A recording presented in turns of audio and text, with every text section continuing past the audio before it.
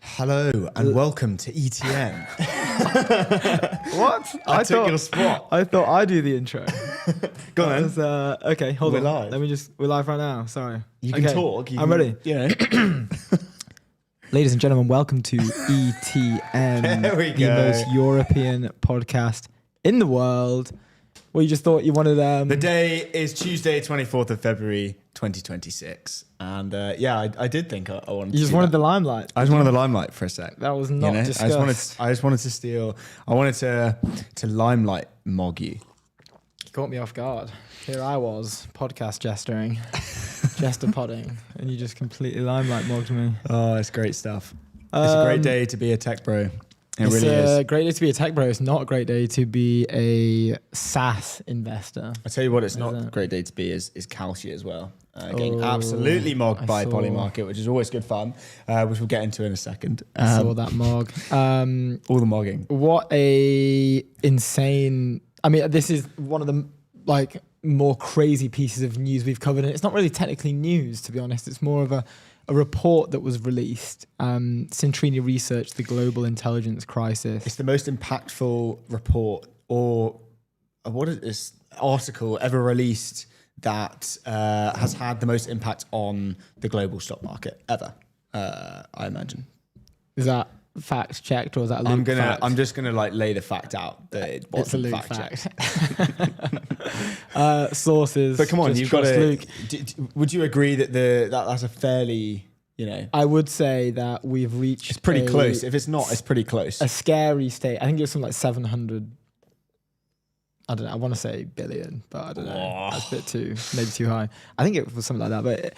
But the scary thing about this is that it was a Substack essay, a well thought out, well researched, well presented. Yeah. Multiple edits. Limited AI use, but if not none. By some No, by I some would very say a little accomplished. bit. I read it. It was. I would say there's a little bit of AI in there. Sprinkles. You think? Yeah, a little bit. The three authors are I very summarised it with accomplished. AI as well, so and we're going to read through that. Okay, no, we have the original article. Yeah, we're not going to read to the go whole over. thing. No, we can sit on it for a while. Can-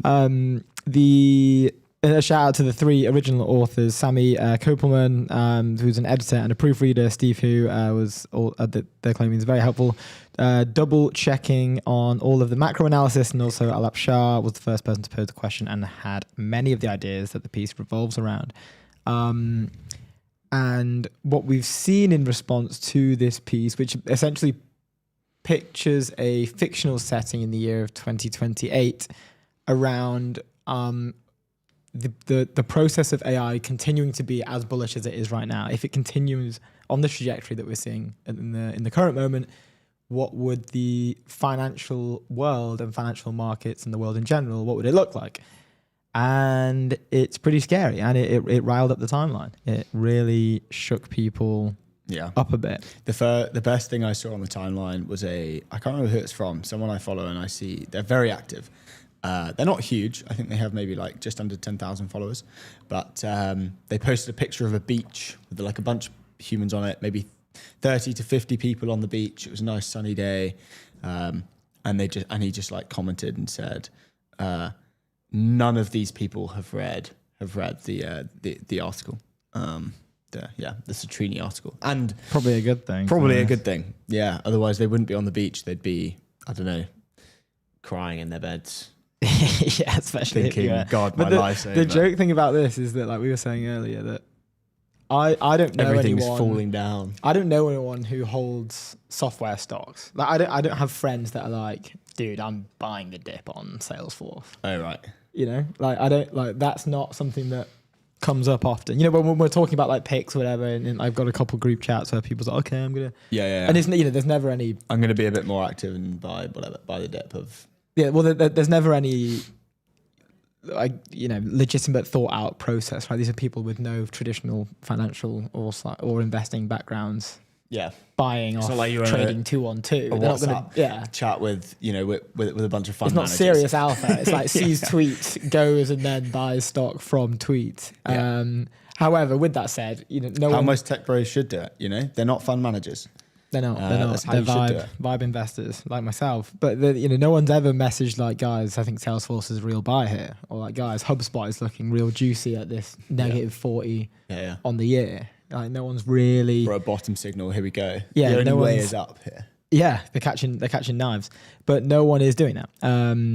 But anyway, let's just get into this piece because it's just such an interesting read. I'm gonna hit this to share my screen. I don't think we can. I have summarized it, by the way, so we can kind of go through chronologically what's important. But you go and do your thing, do the preface, and then we can roll through and thank Gemini for a nice, a nice concise summary. Yeah. Okay. So headline: the 2028 global intelligence crisis, a thought exercise in financial history from the future. Preface. What if our AI bullishness continues to be right? What if that's actually bearish? What follows is a scenario, not a prediction. This isn't bear porn or AI doom or fan fiction. The sole intent of this piece is modeling a scenario that's been relatively underexplored. Our friend Alap Shah posed the question, and together we brainstormed the answer. We wrote this part, and he's written 2 others you can find here. Hopefully reading this leaves you more prepared for potential left-tail risks as AI makes the economy increasingly weird. This is the Citrini Research Macro Memo from June 2028, detailing the progression and fallout of the global intelligence crisis. So they do stress this is a fictional piece. This is not a real situation. This is a what if scenario. Yeah. Based off a lot of good fundamental research from 3 people who have also proven they are capable of doing so. Like Alap Shah has sold a previous company for 200 million. Mm-hmm. Like, they are capable individuals. Mm-hmm. Ex-Citadel trader. He was there. I think ex-fund.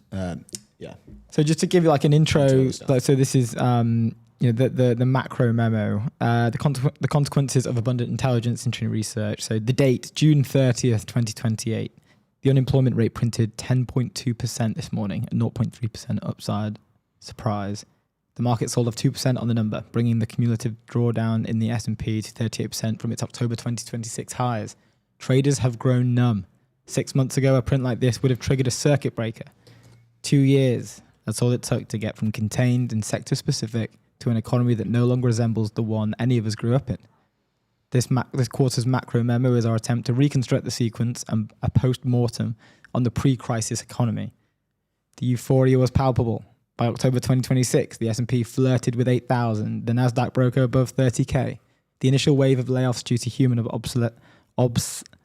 obsolescence began in early 2026, and they did exactly what layoffs are supposed to do. Margins expanded, earnings beat, stocks rallied, record-setting corporate profits were funneled right back into AI compute. The headline numbers were still great. Nominal GDP repeatedly printed to mid to high single-digit annualized growth. Productivity was booming. Real output per house rose at rates not seen since 1950s, driven by AI agents that don't sleep, take sick days, or require health insurance. So you get already from the start, it's picturing this dystopian future in which the world has kind of gone down the AI path that people are happy to go down right now in the space, but it's gone down a path that's resulted in a more not world ending, but it's like a financial collapse basically.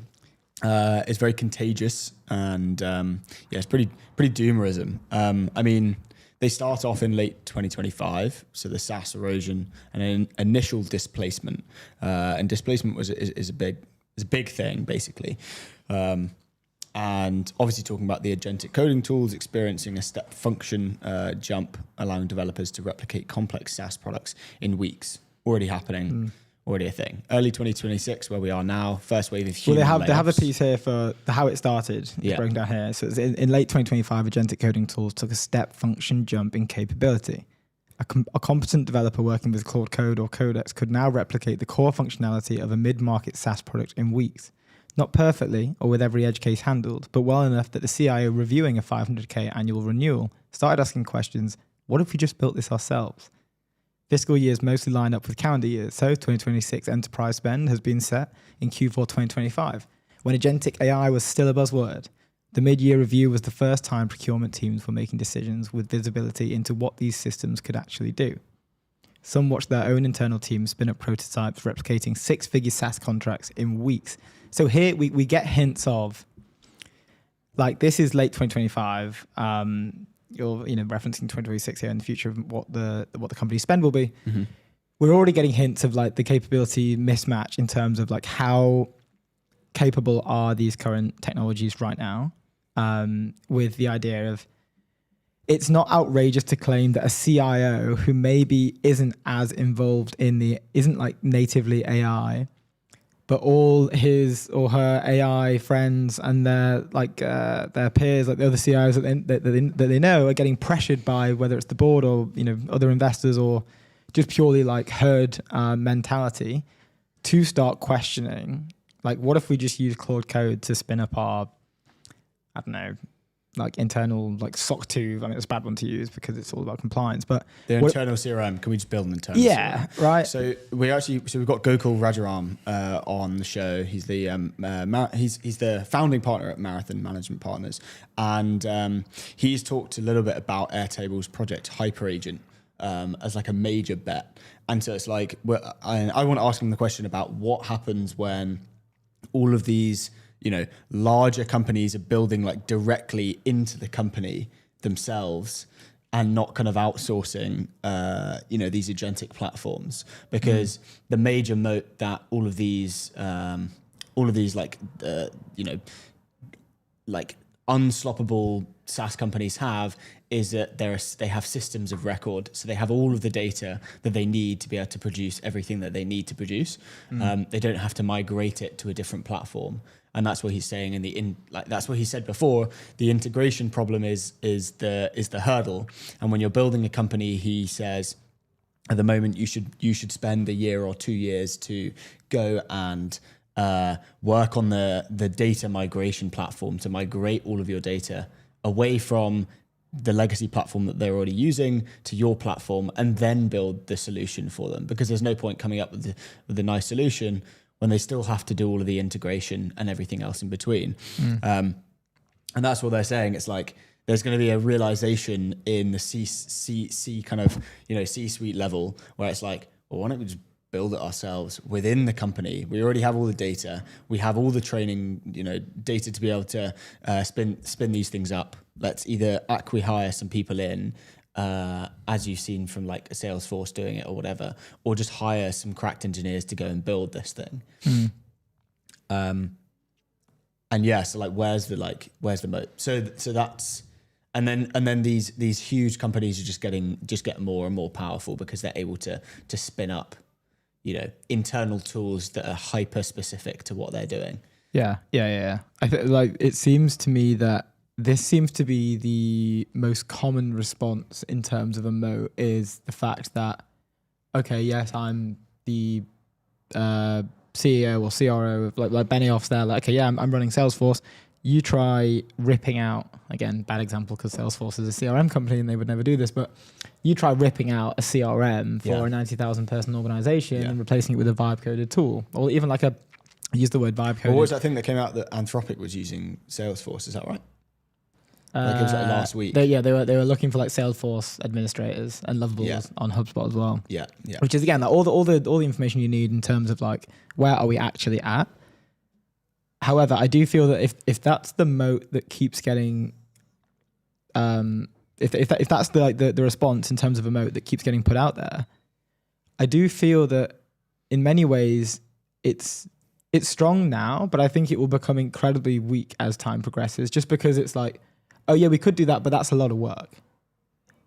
Yeah, but the barrier to work just goes down. Like as agents get better and smarter, the work is done by agents. The work isn't done by humans. I think it's weak, is what I mean. It's like, see. Okay, that's a lot of work. I was like, okay, is that it? Is that what you've got? Yeah. Because that won't be a problem. So. Well, that's like work isn't a barrier anymore. So that's mid-year 2026. Enterprise procurement teams begin using AI tools to build internal software, forcing SaaS vendors to offer deep discounts or face cancellation. Now phase 2, the reflexive loop and market euphoria. So this starts in October 2026. Market euphoria peaks. The S&P 500 nears 8,000 and the NASDAQ breaks 30K.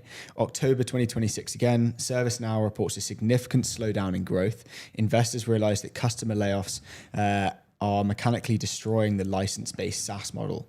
SaaS apocalypse. Jan 2027, white-collar workers that represent 50% of employment drive a ghost GDP phenomenon.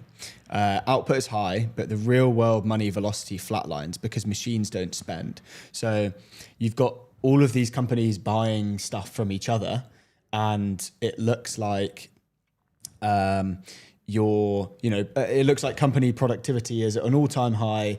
Everything is soaring. But an AI doesn't go and buy a house. An AI doesn't, go and AIs don't have mortgages. AIs don't go, out to the pub on a Friday night. They don't go for dinner. So it's like, all of this other spending isn't being spent. So it's like this ghost GDP, which I think is such an interesting thing. And I'd never heard of that, like what they're calling it, a phenomenon. I've never heard of that phenomenon before. So that was interesting. So that's the end of phase 2. Then phase 3, intermediation collapse. Wait, what year are we in now? We're now in March 2027. Okay. March 2027, an AI agent on agent violence begins. Autonomous bots negotiate subscriptions, price match across platforms, and eliminate habitual loyalty for apps like DoorDash. There's no loyalty. Everyone's just kind of doing their own thing. Which I, again, disagree with. It's like the thing about when a very large company creates like a basic form of their product, say like, I don't know, a standard supermarket will create their own basics of like Amazon Basics, right? Mm-hmm. Wait, what's Amazon Basics? It's like, like it's not Amazon that shop Basics. Where you can go. No. Amazon Basics is like if I search something on Amazon, say like, I don't know, a coffee cup, I could buy I could buy an unbranded Amazon Basic. So it's like it's made by Amazon or like made by maybe a third party, but Amazon Basics branded. But it might be like 20% cheaper than all the other branded ones that are listed on Amazon. But people are still going to buy people still like their own their own brands. They're like, I'm happy to pay the 20% extra to go and buy this. Whereas agents actually don't care. Cheapest, best, or whatever their threshold is or the thing that they're searching for, whatever matches that description, they're going to buy that. So they won't, that's just not really a thing.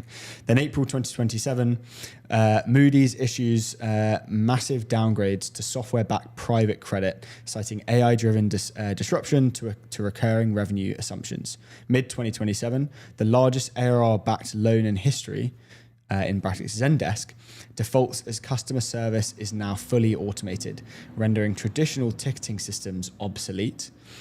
And now, at the end of 2027, the stock market crashes as the daisy chain of correlated bets on white-collar productivity finally breaks down. So it'll go in like swings. I assume is what they're explaining. And then the last phase 4 is the acute crisis in early 2028 to June 2028. We're now at the bottom. Yeah, so it's like completely lost on the article where we are. Are you on the screen as well? I don't know. I think we were. Then we pulled it down. Okay, we pulled it down. That's good. You're just going up and down. Well, I can't keep Command F yourself. Anyway, Q1 2028. The crisis goes global. India's IT services sector collapses as the cost of AI coding agents drops to the price of electricity, gutting the rupee. Now, June 2028. Unemployment hits 10.2%. Home values of tech hubs like SF and Seattle drop 9 to 11% as prime borrowers lose their incomes.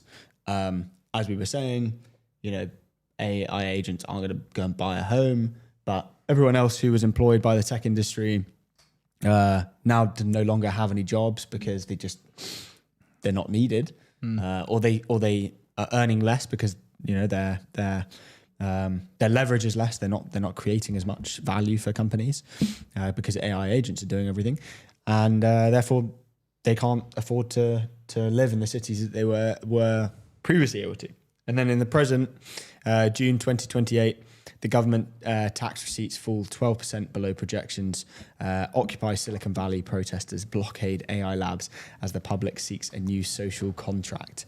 I saw a tweet that talked about how in the 2008 financial crisis, like bankers were like the bad guys, and now it's going to be like the tech hubs. Are going to I mean, they're be already the bad guys, probably. Yeah, people hate them. The AI labs are the bad guys. Yeah, I remember my mate, random side story, but a friend of mine who, can I say this?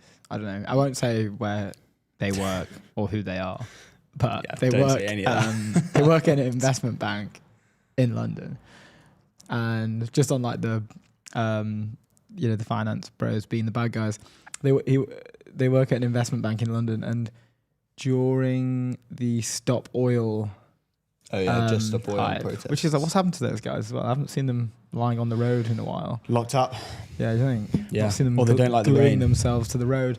However, they had marched into Canary Wharf and were basically like the investment bank that he works at also has another office, like where the back office is, and like a lot of the commercial like bank as well. So not necessarily the investment bank, but a separate building, which is full of like back office employees, so people who aren't essentially like the ones who are the bad guys because they're not doing the trades and they're not like profiting off all this sort of stuff. Yeah.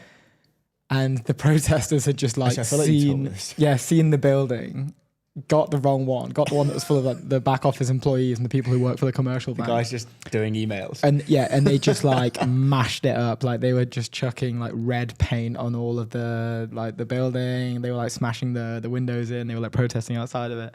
And you could see poetically from a higher vantage point, like the traders could see them like destroying the other thing.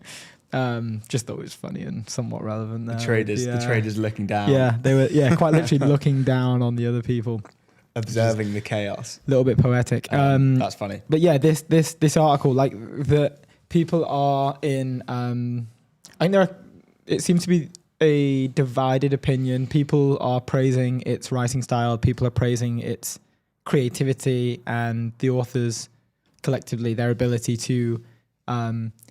Write some good fictional scenarios that one could argue could end up being it's on the extreme side, but it's not like that rash. But it's essentially like someone's written like a fan fiction for the current SaaS apocalypse. It's like this book's just been released about the SaaS apocalypse. This is enjoy the read. Yeah. It's not real, but have a good time. But what's good is the fact that they caveat and say this is not a prediction. This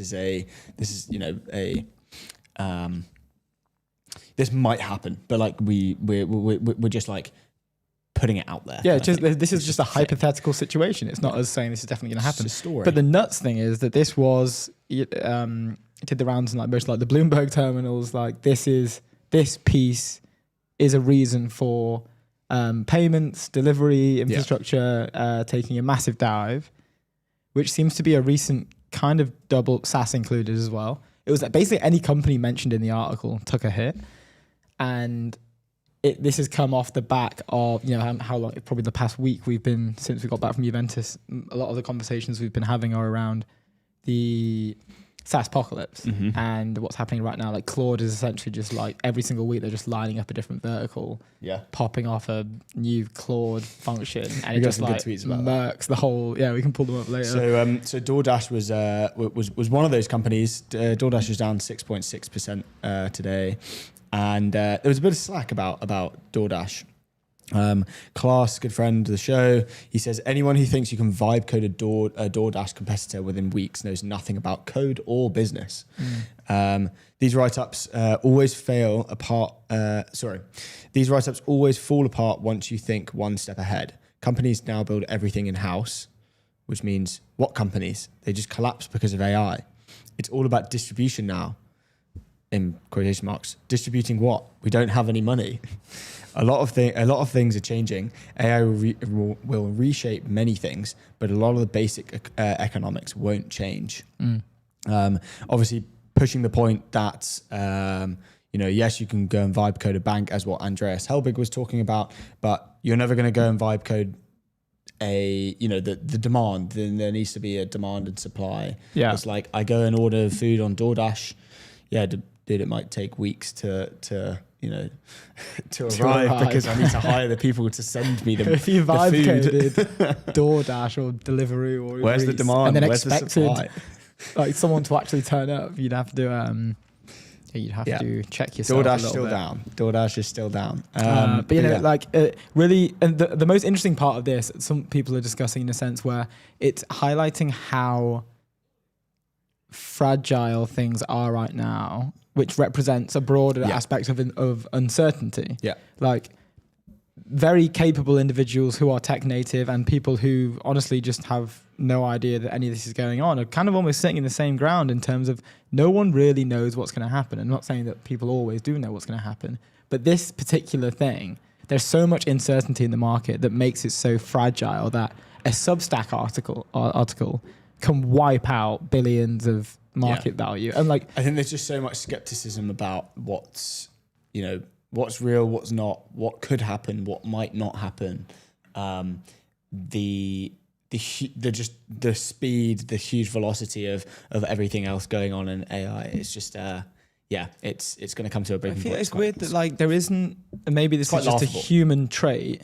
And again, on the show, we love drama, we love the theatrics of everything. But right now, it does seem to be that it's either there's so much money being deployed in terms of I think when we saw it was the Mag 7's CapEx spend that was reported in the recent earnings reports a couple of weeks back. It was it was the most money ever deployed on a single thing of all time. It was rivaling, it was smashing the space race and all this sort of stuff. And I think there's a valid reason to have fear with regards to that much money being deployed. I think it's just purely, but it's purely because it's not just because it's a bigger thing in terms of the space race, big thing, right? But it's very vertical. Yeah, pretty big. But it's not AI is very horizontal. Yeah. You can solve a lot of human problems in work, in also life with Police are after you for that. Yeah, the police are fuming. They're coming. Or was it an ambulance? They're coming at us. It was an ambulance. No, I saw it. For the SaaS holders. I saw it. Was anyone with HubSpot and Salesforce in your portfolio? we didn't know we were in London. We're in London. That's why they're all. I'm laughing at my own joke. Sorry, that's so awful. That's why there's so many ambulances driving around. Nice work, all that. Sorry, that just made me laugh so much. They're all for the Salesforce and HubSpot holders.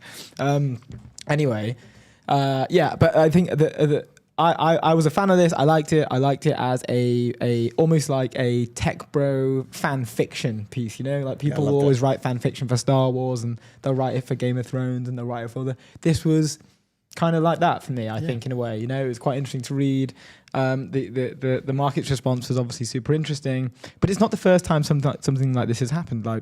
Maybe it's more justifiable, but when DeepSeek released their first model, that tanked the market, mainly because NVIDIA was hit the hardest, and that was representing a lot of the global GDP at the time. But this particular realm is so fragile. Anyone with major exposure to AI or software is kind of at the whim of unfortunate. Well, I don't know if it's. It is probably unfortunate, but is at the whim of these types of things. And I'm very happy that I, for some reason, managed to position the majority of my portfolio in Apple, because that thing is just not, this is rigid as a rock. It's just absolutely not moving, which is amazing news. It's just kicking. And also ASML, shout out to the ASML team. They are on an absolute tear right now. Luke's up. You're up 100%. I'm up 100%. Only huge ASML. fan. Oh yeah, yeah. I'm ASML pilled. ASML pilled. So good. I Anyway, like to swing heavy. Anyway, quick word from our sponsor. Leave our daily business banking behind with Airwallex, the all-in-one financial platform built for the pace of modern business. Multi-currency accounts, corporate cards, expense management, online payments, all in one platform. Go to airwallex.com. I think just drinking my mug of water. For those wondering, this is you could lie and say it's a tea. Dude. a mug of water. I don't like tea. Good tea. I don't do tea. Tea's not my thing. Producer makes a good tea. Thank you. Up next, we would love to talk about. This was such a nuts read. So this is Sam Criss, Child's Play from Harper's Magazine. It was the first time we got like a bit of an inside look into Cluely properly. Also Donald Boat.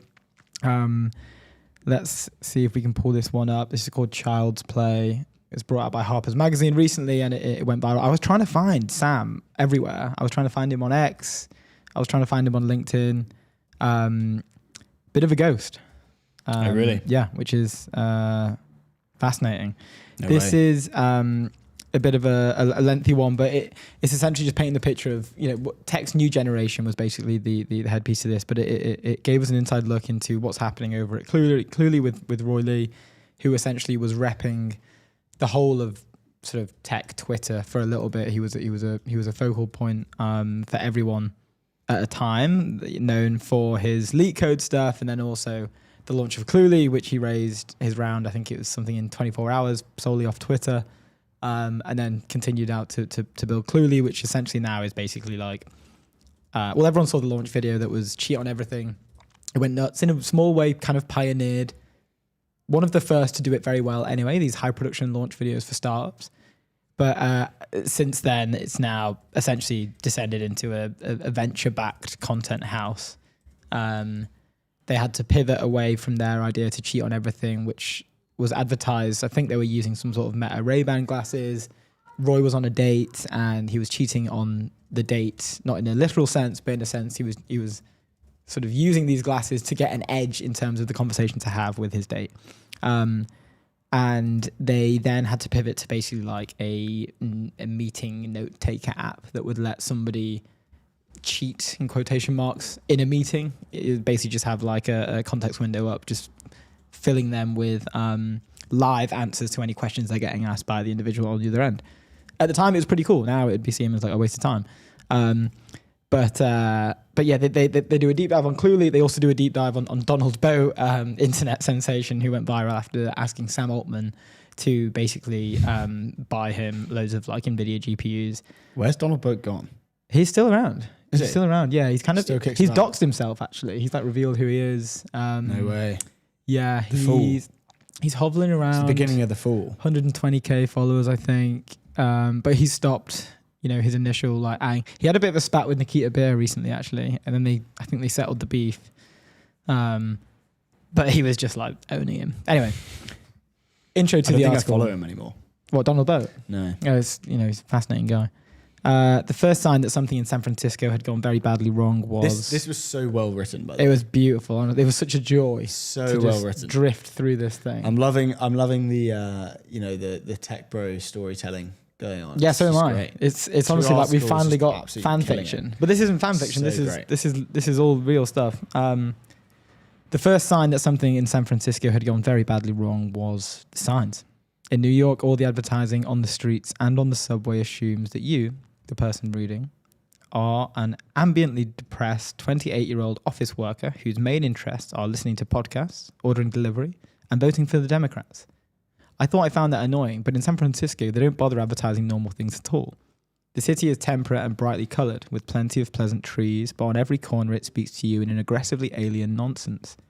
Here the world automatically assumes that instead of wanting food or drinks or a new phone or car, what you want is some kind of arcane B2B service for your startup. You are not a passive consumer. You are making something. And that as an intro, can I just say, I was just so locked in after reading that. Yeah. And it's true, it's very alien, like going to San Francisco for the first time anyway. Like you can't, I guess, I've only been twice, but after a numerous amount of trips, you probably get desensitized to it and used to it. But you are bombarded by that journey from the airport into like just ads. But it's not even like let's put them on the tube, or let's put them on taxis, or like there'll just be random billboards in the middle. Like the whole journey home is just billboard after billboard after billboard of like the most like random like tech startups you just don't you don't expect to see. You might be, you know, a C-suite at a 100 million ARR company. Just buy my B2B SaaS. Yeah, they're like worth it. Like if we capture a couple raise 35 mil, you know, Series A, go and buy my B2B SaaS. It makes sense. And they just it's such a brilliant way of summing it up. But like this assumption is remarkably out of step with the people who actually inhabit the city's public space. At a bus stop, I saw a poster that read, "Today, SOC 2 is done before your AI girlfriend breaks up with you. It's done in Delve." Beneath it, a man squatted on the pavement staring at nothing in particular, a glass pipe drooping from his fingers. I don't know if he needed SOC 2 done by any more than I did. A few blocks away, I saw a billboard that read, "No one cares about your product. Make them. Unify. Transform growth into a science." A man paced in front of the advertisement, chanting to himself, "This is necessary. This is necessary." On each necessary, he swung his arms up in exultation. He was, I noticed, holding an alarmingly large baby pink pocket knife. Passerby in sight of the billboard that read "Wearable Tech, Shareable Insights" did not seem piqued by the prospect of having their metrics constantly analysed. I couldn't find anyone who wanted to prompt it, then push it. After spending slightly too long in the city, I found that the various forms of nonsense all started to bleed into one another. The motionless people drooling on the sidewalk, the Waymos whooshing around with no one inside, a kind of pervasive mindlessness. Had I seen a billboard or a madman preaching about a CRM so smart it updates itself? Was it a person in rags muttering about how all his movements were being controlled by a shadowy powers working out of a data center somewhere? Or was it a car? Somehow people managed to live here. But of all the strange and maddening messages posted around this city, there was one particular type of billboard that people of San Francisco couldn't bear. People shuddered at the sight of it, or groaned, or covered their eyes. The advertiser was the most utterly despised startup in the entire tech landscape. Weirdly, its ads were the only ones I saw that appeared to be written in anything like English. "Hi, my name is Roy. I got kicked out of school for cheating. Buy my cheating tool. Cluely.com. What an intro. What an intro into Roy. So and then goes on. I sat down last night after work and had dinner, and I was like, right, let's chill. Usually that involves either watching something or reading some stuff. And I chose to read, and that was the thing that I sat down and read, and it was great. It was so good. And I was just like, I was sucked in from the first line. And that was it. I didn't look up, and I just read the whole thing. It was so good. Thoroughly enjoyed. You should go and watch it. Text New Generation, Cluely, Donald Boat, End of Thinking. It's by Sam Chris, and it's called Child's Play, and it went viral. So there was a bit with trying to find one of the Donald Boats bit where him and Roy get into an altercation. Oh yeah. I think it's towards the end. Are you taking our listeners or watchers? Are they watching you find this thing? Yeah, probably. You can Command F. No, I have it here somewhere. Manual. It's right, taking them on a journey. Do you want to, get a pager out and try and find it on that? Journey. Yeah, okay, we can find it later. You got a flip phone or something? We can find it later. It's just so because you get a glimpse of like Donald's like to Sam at one point. It's like, I need to charge my phone. And he's like, "Oh, where should we go next?" He's like, "Okay, we can go to the Cluely offices." Like, it's fine. They'll let me in. They're all my slaves, which is like obviously outrageous. But yeah, I'm not sure where I've left it. No need. Okay, we can just go back. Anyway, while Ronan's trying to do that, Polymarket, show. the world's largest prediction market. Stay informed and profit from your knowledge. Go to polymarket.com. Let's move on. Should we move on to Kanishka Narayan? He wrote this pretty cool. So basically, he wrote an article, but we're not going to go through the article. We'll go through the tweet. And the tweet says, "Last week, I set out this government's vision on AI for our startup ecosystem, machines that serve us. It's up now. It's at Brit.dev if you want to go and read it. Very cool website, actually. Go onto the website and move I thought you'd like this move one. your cursor around. It looks very cool. The UK is a global top 3 $1 trillion tech ecosystem focused now on moving faster still. 3 points. 1, a heritage of tech extending human agency. 2, spreading AI opportunity across all our communities. Number 3, no more tool poppy syndrome, just a distinctly British AI trajectory. Very well put from Kanishka. We love Kanishka. He's very, very cool. And thanks to Tom Westgarth, he quote tweeted this morning and said Raspberry Pi stock is up 63% since the speech. By the way, and that's been mooning since since the Mac Mini OpenClaw'd debacle. Yeah. So Raspberry Pi was mentioned in the British agency little bit. And from Tom, it says, he screenshotted it, it says, in all this, we have to remember that the opportunity of tech is not just in who builds, but in what we build. That is especially so because Britain has a history of building things that expand agency and extend what we can each do. When Britain set joint stock ownership, we extended the agency of entrepreneurs, scaling risk by widening the scope who could share in that risk. He then mentions a few other things about the World Wide Web and then says Raspberry Pi, born in Cambridge and manufactured in Wales, was designed to be cheap, hackable and understandable. It restored agency to students, hobbyists, engineers and schools alike. In doing so, it made a fully programmable general purpose computer that gives a student in Nairobi, Sao Paulo or Manchester the chance to learn on the same platform with the same tools. In keeping with that British tradition of tech that extends human agency, I will reaffirm today that we have felt deeply in government, and then lists a bunch of stuff.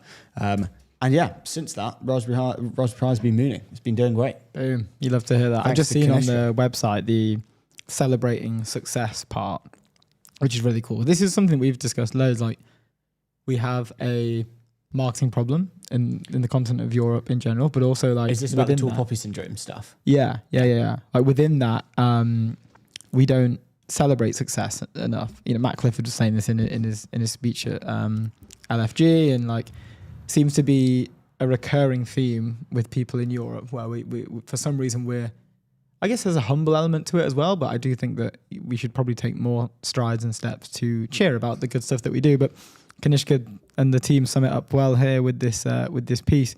Celebrating success, but let me be candid, our lost opportunity was not just down to those who didn't take the risk, it was down to us failing to value those who did. Somewhere in our history, we let ourselves be captured by the most vicious guard of conservative privilege, the tall poppy syndrome. And it's a shame that, like, and this is so true, right? You do something slightly different. I mean, I can't remember who it was who we had on, but they just gave the most brilliant summary of where people's risk-taking appetite is for the continent in general. Was it Dom at Startup Coalition? Maybe. I feel like that's something he would say. I can't remember if it was Dom or not, but when we compare like SF, it's weird to not finish uni or even drop out early and go and build your own startup. Yeah. Whereas in the UK and in other areas of Europe as well, it's weird to not go into like banking or consulting or something like that. I think the tides are turning. I think it's becoming more of a norm. I mean, maybe that's just because we're very tapped into that ecosystem.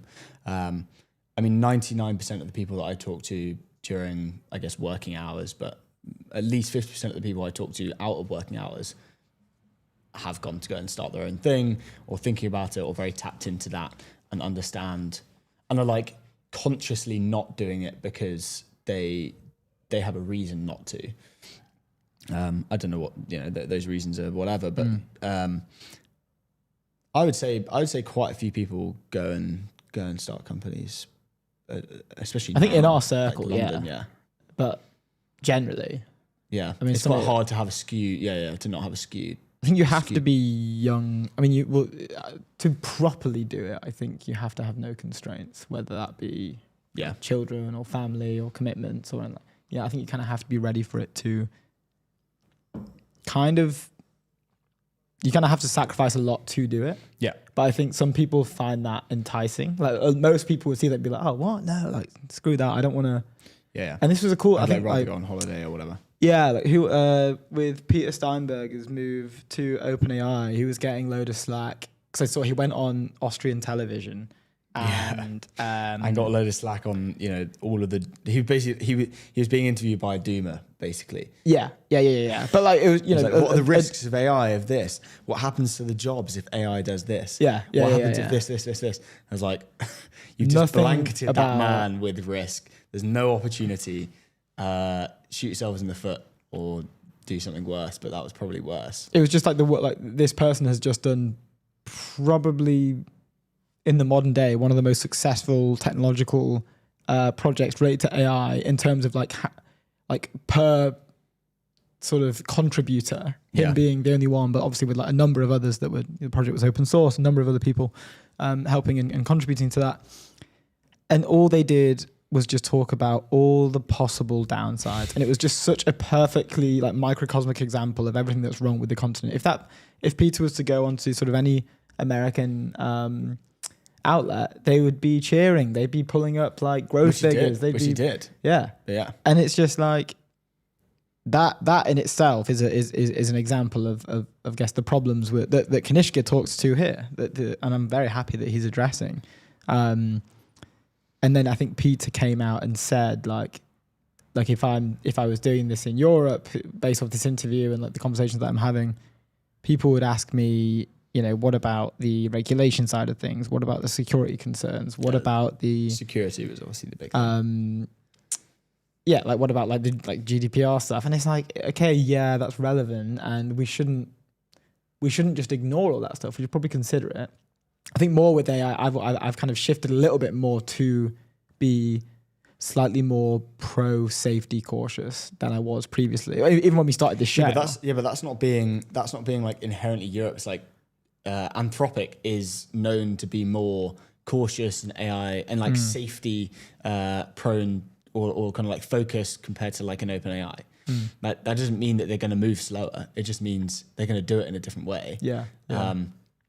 And build differently and but they're not. It's not like they're shipping slower, dude. They're valued at 350 billion. An alarming rate. Exactly. And and they're only 4 years old. Yeah, babbas. I mean, they're all babies in this space, but that's like how crazily quick the space can change. Because when we first started this show, it wasn't until I watched, which is kind of tragic, but until I watched the thinking games and like got a better understanding for like Demis's position, and then after Davos as well, that was a little bit more scary with Dario's essay and like Dario and Demis saying like if they could that they'd happily sort of just like pause things for a sec. Yeah. Let's just figure this out real quick because it could get kind of messy, but because Elon and Sam are chomping at the bit, they just can't afford to fall behind in the research or anything like that.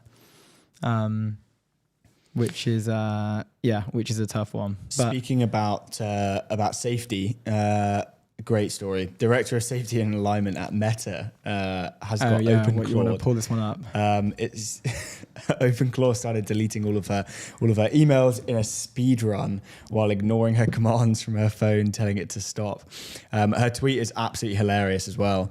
She was like, I started running to my here we go. Nothing humbles you like telling your OpenClaw confirm before acting and watching it speed run deleting your inbox. I couldn't stop it from my phone. I had to run to my Mac Mini like I was defusing a bomb. And some of the pictures are so good of her OpenClaw and like the conversation on WhatsApp. She says, "What's going on? Can you describe what you're doing?" And then it just comes out with a bunch of stuff. And one of the messages is exec nuclear option, trash everything in inbox older than Feb 15th that isn't already in my keep list. And she says, do not do that. And then it goes on and stuff, more old stuff, get the remaining pre-Feb 15 IDs. And it's actioning, deleting. And then she types back and says, stop doing anything. And then, a bunch of other stuff. But anyway, super hilarious. Yeah, so we've got the article up here. So for some context, this is Summer Yu, who is one of Meta's AI security researchers. She previously worked at Scale AI, which people are, now like jumping on and saying that that the acquisition was just absolutely ridiculous. She told her OpenClaw AI agent to check her overstuffed email inbox and suggest what to delete or archive. The agent proceeded to run amok. It started deleting all her email in a speed run while ignoring her commands from her phone, telling it to stop. I had to run to my Mac Mini like I was defusing a bomb, she wrote, posting images of the ignored stop prompts as receipts. The Mac Mini, an affordable Apple computer that sits flat on a desk and fits in the palm of your hand, has become the favored device that these days for running OpenClaw. This is what we were saying earlier with the Raspberry Pi stuff as well, like in terms of finding similar technological things that you can just run like local agents on for super cheap. But this was just doing the absolute rounds because it was almost like somebody in that position. It was such a like a contrast, isn't it? Somebody in that position should not be, one, letting that happen, and then two, just take my whole being thing. ignorant enough to post online like, yo, look at this, like crazy over here. Like, yeah, how crazy that all my emails are deleted. Yeah. Like, and I have no idea where they are. Ben on X said, this should terrify you. The director of safety and alignment at Meta gave Claude full access to her computer. What is Meta doing? ? They got 2 million views. Super fair. Yeah. And then he also commented and said, the world is trusting us to do better. I mean, it's so true. God. It's like, guys, come on. Like, you're literally the director of safety and alignment at how much what's the market cap of Meta? Probably like just under 2 trillion, yeah, 1.6 trillion, maybe something like between that. She's the director of safety and she's just like letting OpenClaw just kind of man her inbox. Do the personal inbox first, surely. And people were loving it because, and this sent off another viral round of memes from the Silicon Valley TV show that was aired like a number of years ago, where this literally happened in the show. Yeah. Like one of the team members of Pied Piper basically spins up an agent and it just starts deleting everything because it wanted to get rid of the bugs in the system, and the fastest way to like debug the system was just to like delete everything and then rebuild it from scratch. So that's just done another sort of round of virality. And then we also saw, I can't remember, I need to triple check this, but YC's podcast team dressed up as lobsters. Yeah. And then that went super viral. That was great. It's like Gary and a few others basically dressed up as lobsters on this podcast episode, and people were like, okay, quote tweeted that like time to check in what my investors are up to. Like, oh, they're all dressed up as lobsters. They've all lost the plot. Which, yeah, people were I saw a good tweet about that. It was like, that was at the same time when that tweet went viral about taste. And it was like, taste is the only like alpha, or is the only thing that will matter in 10 years or whatever it was. And they just basically took the tweet, reposted a screenshot of the podcast of them all wearing lobsters. Yeah. That is a fast track on how not to nail taste. But who are we to say what taste is and what taste isn't? Exactly. You know? Taste is subjective. So if you want to dress up as a lobster, go ahead. Do your thing. All those memes are so funny. It's kind of embarrassing because it's kind of like what I'm wearing now, but it was like a poster of a picture of like half zip. And then like half zip, quarter zip. Yeah, quarter zip, sorry. And then like some sort of cashmere cardigan over it, some boat shoes, and like a watch, and then like somebody like loads of like bookmark on like all the AI labs, and then tweet about like these people are telling you how to have taste and how to like dress for taste and stuff.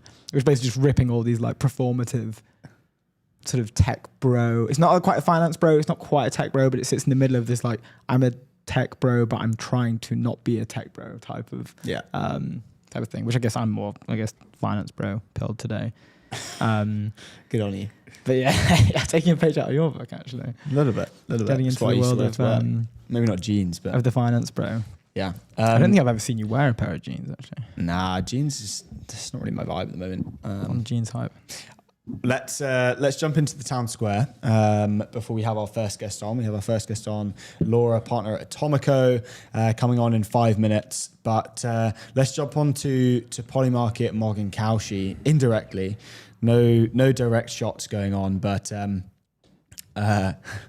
Prediction News at Prediction News _ only has 2,000 followers. Thought I had more, but basically. Breaking, X has removed all Kalshi affiliate badges from their platform. This does the fair numbers, 155,000 views, which is not that great. But Polymarket then replies. Polymarket is then added. Prediction News replies and says, update, at Polymarket has liked this post, which is just great. Bit guerrilla warfare going down. And Nikita Beer replies and says, knock knock, with a who is that? It's a Grim Reaper. It's like Reaper, yeah. It's used for all whenever there's a crypto coin that's overtaking a new market cap or something, they use that. Which is interesting though, because that them banning the affiliate links for Kalshi, I saw the other day that somebody. What happened to? I don't know, because I think that Kalshi has had a lot more stick in like recently for some of the stuff that they've been doing. One of them being that somebody was asked to say in their post that it was a paid post. Like I think somebody's been leaking all of the Kalshi messages to like random company accounts, like from the actual company account of Kalshi. Yeah, messaging people on X saying like, hey, can you promote this post? We'll pay you, this amount of dollars for 10 paid posts or something. And someone did one, but they were listed as a Kalshi partner, but they didn't specify in the post that that the post was like paid. And they were informed, I think by Nikita, that they had to take it down within X amount of time, or then like edit the tweet to say it was paid, which is pretty nuts, because like a lot of the AI companies out there as well for their launches would leverage people that do this. Like this would just nuke like a lot of these accounts that they've all got like DM to collab and like all this sort of stuff. I think Kalshi's follow for follow. Yeah, but I'm messaging them off the company account. Like I just think that's so. Surely you'd just set up like a ghost account or something and be like, hey, I'm affiliated with this company. We're running this paid marketing scheme, just to protect yourself from the fact that you might get someone screenshotting it and be like, oh, it looks a bit weak. Do you know what I mean? Yeah, I don't know. I just feel like prediction markets are in a place that they're so in the culture that they probably just don't need to. I don't know. I've not seen any of this, but like Polymarket's not doing any of that. Yeah, like I haven't seen any of them leak for Polymarket, and I don't know. I feel that it's weird that did Kalshi need to be doing that? Don't know. Maybe they do. Maybe they're pressed up against it. Would they not just sign more partners that it's in their bio and stuff? Yeah. Which I find weird, but I don't know. Well, Polymarket in terms of volume is seriously outdoing other prediction markets. So yeah, they're very much ahead. So maybe Kalshi are kind of scrambling. But yeah, quick word from our sponsor. Leave outdated business banking behind with Airwallex, the all-in-one financial platform built for the pace of modern business, multi-currency accounts, corporate cards, expense management, online payments, all in one platform. Go to airwallex.com. First on the show, we have Laura Connell. She is a partner at Atomico. Atomico is focusing on a $20 to $50 million growth investments from Series B to pre-IPO. She's done 3 years as a principal at Boulderton. Good friends at Boulderton. Prior to that, she was an assistant researcher at Imperial, working on neuroscience, brain science, in the brain sciences team in the Department of Medicine. Yeah, pretty sick. That's such an insane background. That's so cool. And then straight to VC. Love it. Into the venture world. Into venture. Oh, I think we are. Oh, here we go. We have Laura in the house. Can you hear us, Laura? Yeah. Hey, guys. Awesome. Yeah, yes. Loud and clear. Just checking with our producer if we can bring you on. We can. Welcome to the European Technology Network. Thanks for having me. Great to meet you guys. No, we've been pumped about this. We were literally just talking then about your background. Working on the brain sciences team at Imperial as an assistant researcher. And that was the first time that I'd seen as well that you used to work at Boulderton, which is really cool. We have some good friends there. work with had the pleasure of working with the team there. They're awesome. It was really good fun. I had a great time I'd there. love to hear it. Love So it. awesome. I'd love to just jump straight into this. We have so many questions. First one is, so when we were doing our research, I saw that last year in November, you sat down with Crunchbase News, and I was looking at this prediction, and it's kind of played out pretty perfectly, I'd say. Let's maybe just this one first, just I think it's so interesting. So last year in November, you sat down with the Crunchbase News to discuss why AI's next phase belongs to infrastructure, and you argued that the next frontier is no longer like building larger models, but getting AI live in enterprises. And we're just seeing everywhere now that like every enterprise company is actually looking for value from the AI. It's kind of, we're past this first phase of let's kind of figure it out. How do we apply it? Where do we need it? Who do we fire? Who do we not fire? But now it's about this sort of like the year of value, like the year of actually like pulling value from this AI that we're using in enterprise companies. What can you just tell us a little bit about that and like the prediction that you kind of saw? Because I feel like you've nailed it. I feel like you've got it absolutely bang on, and it's only been 3 months, which is awesome. Yeah, I mean, I think, you know, certainly wasn't the only one to say this, but as you said, what we've seen play out is kind of two things really. One is this topic around the adoption gap, and so you know we're in this incredibly exciting time. We're deep in the hype cycle in terms of interest and experimentation, both on a consumer basis and certainly from enterprise also increasingly. But as you said, you know, actually converting that into very clear value, quantifiable value, right? From a clear ROI, we're still in the very early innings of, and that's true of horizontal applications and business use cases, and it's also true from a vertical application use case. But we're seeing that really that focus on quantification and ROI become increasingly prevalent in every discussion, and quite rightly, because obviously an enormous amount of capital is going to said experimentation across the board. You know, I mean, I think you take the usage stats and the number of users we know are for instance, signed up to OpenAI. Like we know there's the willingness to experiment and try new things, but we've yet to see that really filter clearly into a significant productivity uplift. But it will come, and so you know the people who obviously can move and build applications that can really translate the technology into real productivity gains and communicate that in the clearest way possible, you know, quantify that in a way that can be comprehensible from an enterprise perspective, are really going to win. So that's one thing that's happening.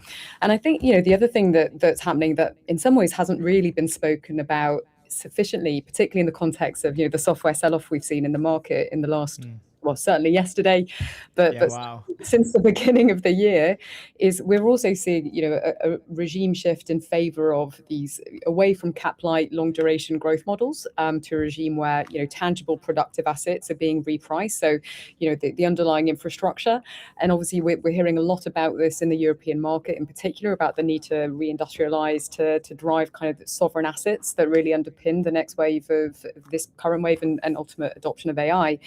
But you can also see that in the public market, which, you know, we've spoken a lot about the sell-off in these kind of cap-like business models, but we've not really spoken actually about the repricing of these what were kind of quite unfavorable heavy assets, kind of low obsolescence type stocks, and you can really see that in Europe in the last 12 months. So I think that's one thing that hasn't been spoken about enough, but you can really see it in the public markets if you look closely.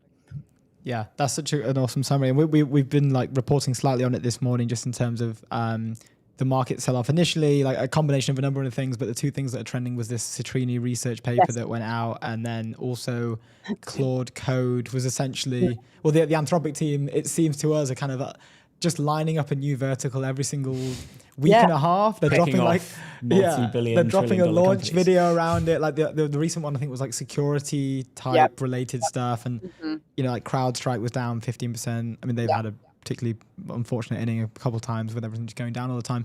But this thing, like you mentioned there when you were just talking, like it is coming, like this value. Like one of the things that we were discussing from the Citrini research paper at the moment was, and it's been discussed a lot, like one of your colleagues actually, Andreas Helbig, recently in the FT, you can't vibe code a bank. But the moat, maybe that's a particular example that isn't quite relevant, but for a company that it seems to be the common response is, we couldn't replace this, because imagine offboarding 50,000 employees from this product onto like an internally built product, right? The moat is the fact that it's just so ingrained into the company that it would be so much work to move that off. because I think technical capabilities will probably get there. But if the moat is only the fact that that's a lot of work and we can't really be bothered, that doesn't seem that, that doesn't seem that tangible to me. It doesn't seem that like resilient. Yeah, I think so much of what you said there is certainly really resonates with me. And one of the things that I thought was really interesting about the Citrini research piece that was out yesterday, really, which was a thought experiment, right? And of course, as with any long thought experiment, there were some limitations to some of the elements of the thought experiment, and you can challenge those. But I think there were some really interesting nuggets in there. One which really kind of spoke to me and speaks to what you just mentioned there is this topic about kind of habitual intermediation. What are the business models and the entire industries that are really built around what we used to think of as moats, right? And market inefficiency. So, for instance, banks, traditional financial services, built largely to address enormous financial asymmetries of information, right? How do you underwrite an individual consumer? And so, how do you kind of store that data in such a way as you can drive underwriting? And really a lot of these enormous industries historically, particularly around kind of professional services, were built on enormous asymmetries of information and data, which, in this day and age, we know that the barriers to obtaining are going to be incrementally lower. And you saw that in the sell-off in the legal, in financial data providers in January. But I think it's an absolutely fair question to challenge the premise on which, and we must challenge, and they are being challenged right now. That the premise under which, in the market conditions and structures under which historical industries have been built. If it is the case that the cost of switching data and our ability to store data and asymmetries of information basically goes to zero, every industry that rests on that premise will be challenged over time. Now we can take a view on, what the appropriate next architecture for those types of industries is, but it seems pretty hard to argue with that we are going to see a major challenge. And that holds true for private investors as well, right? The VC model, the way we operate, so much of our context is really driven by proprietary information that sits in kind of private proprietary data sets, and over time, as that market inefficiency and ability, the broader ability to earn and track that data real time increases, it stands to reason that so many of our models, financial services included, including us, will be challenged. And that's exciting, not to you can take the day of you, and sorry, the punchline being, you can build into that, and that should be exciting. I don't really take and accept fully the doomsdayers view of things, which is, because the models are being challenged as they are, every generation's found new models and new architectures to address new things. We just need to move quickly enough, and so anyway, so staying excited. But yeah, I think it's an enormously transformational moment for all industries. Yeah. Yeah, I think fundamentally, the thing that we keep coming back to is the agency thing. It's like a fundamental thing. What is the delta between someone who would, I guess, lose and someone that would win is agency. And where it doesn't matter where you are, things will change, jobs will be created and jobs will be lost. But in 20 years, you don't know, the whole workforce, who knows what jobs? The jobs haven't even been created yet. So it's kind of like just having to stay on top of what's going on all the time. How are the team at Atomico kind of dealing with that in a fact? I feel like it's a pretty rare thing that's happening at the moment, and agency is the only thing that's kind of keeping people afloat of, we need to just stay on top of this thing. How are the team at Atomico kind of dealing with that and thinking about everything that's going on? Yeah, with very active engagement and continuously, drawing a line through the next generation of tools available and how we do our work. We have to, if, in any industry, in professional services, certainly if you are doing your job in the same way today as even you were a month ago, you're probably doing it wrong. You've got to keep moving at pace. And so I think, to your point, what's the kind of mindset that you need to operate with? It is this kind of 100x mindset, which, funnily enough, was a topic that I'm speaking about with a lot of founders, including a company like DeepL, which I'm very involved with. But it's that mindset of, okay, you've got to move quickly with the market, you've got to be resilient, you've got to be just leaning into intellectual curiosity and lean into being a polymath, because we're long gone are the days of that degree that your undergraduate degree determining the course of your path, or that first job really being the one you're going to have for the next decade. We know that's evolving rapidly, and so you've just got to lean into it. There's no other option. So true. Just rewinding a little bit, you mentioned data sovereignty just earlier. It's just something that's been coming up more and more in headlines recently. Sort of when we were speaking to you and the team previously, something that came up was that Europe's early focus on compliance is kind of providing a commercial edge. We've seen compliance come into the headlines again. Additionally, with the stuff like OpenClaw, right? Like we literally just covered then one of the Meta's director of like AI security or something let an OpenClaw agent into her WhatsApp, and it basically just deleted all of her emails. It seems that this is now like compliance and security is kind of coming back into fashion. It's almost like a bit of a moat. Yeah, in a weird, like with this like agentic uprising. I don't want to say fears, but like again, it's painting a possible picture of the future. We're regulating our way to success. Yeah, which is a great thing. But you know, what are you seeing from like the enterprise sort of side of things, the compliance side of things in Europe?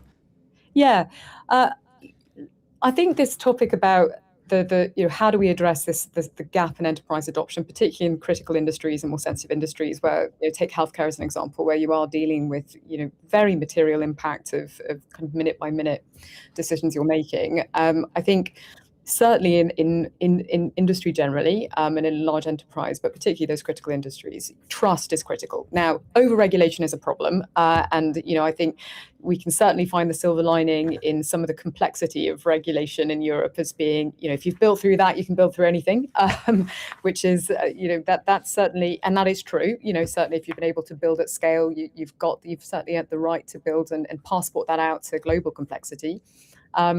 And I'm not, minimizing the fact that we do need appropriate regulation from a consumer perspective on a lot of the tools that touch on, the way we share data and engage with the next generation of applications and tools in this generation. But I think I'm more concerned about over-regulation at this point in Europe than I am about under-regulation. So, I think trust is critical, but trust is not just through regulation. It's through delivering real value, tangible value, transparency over time, explainability over time.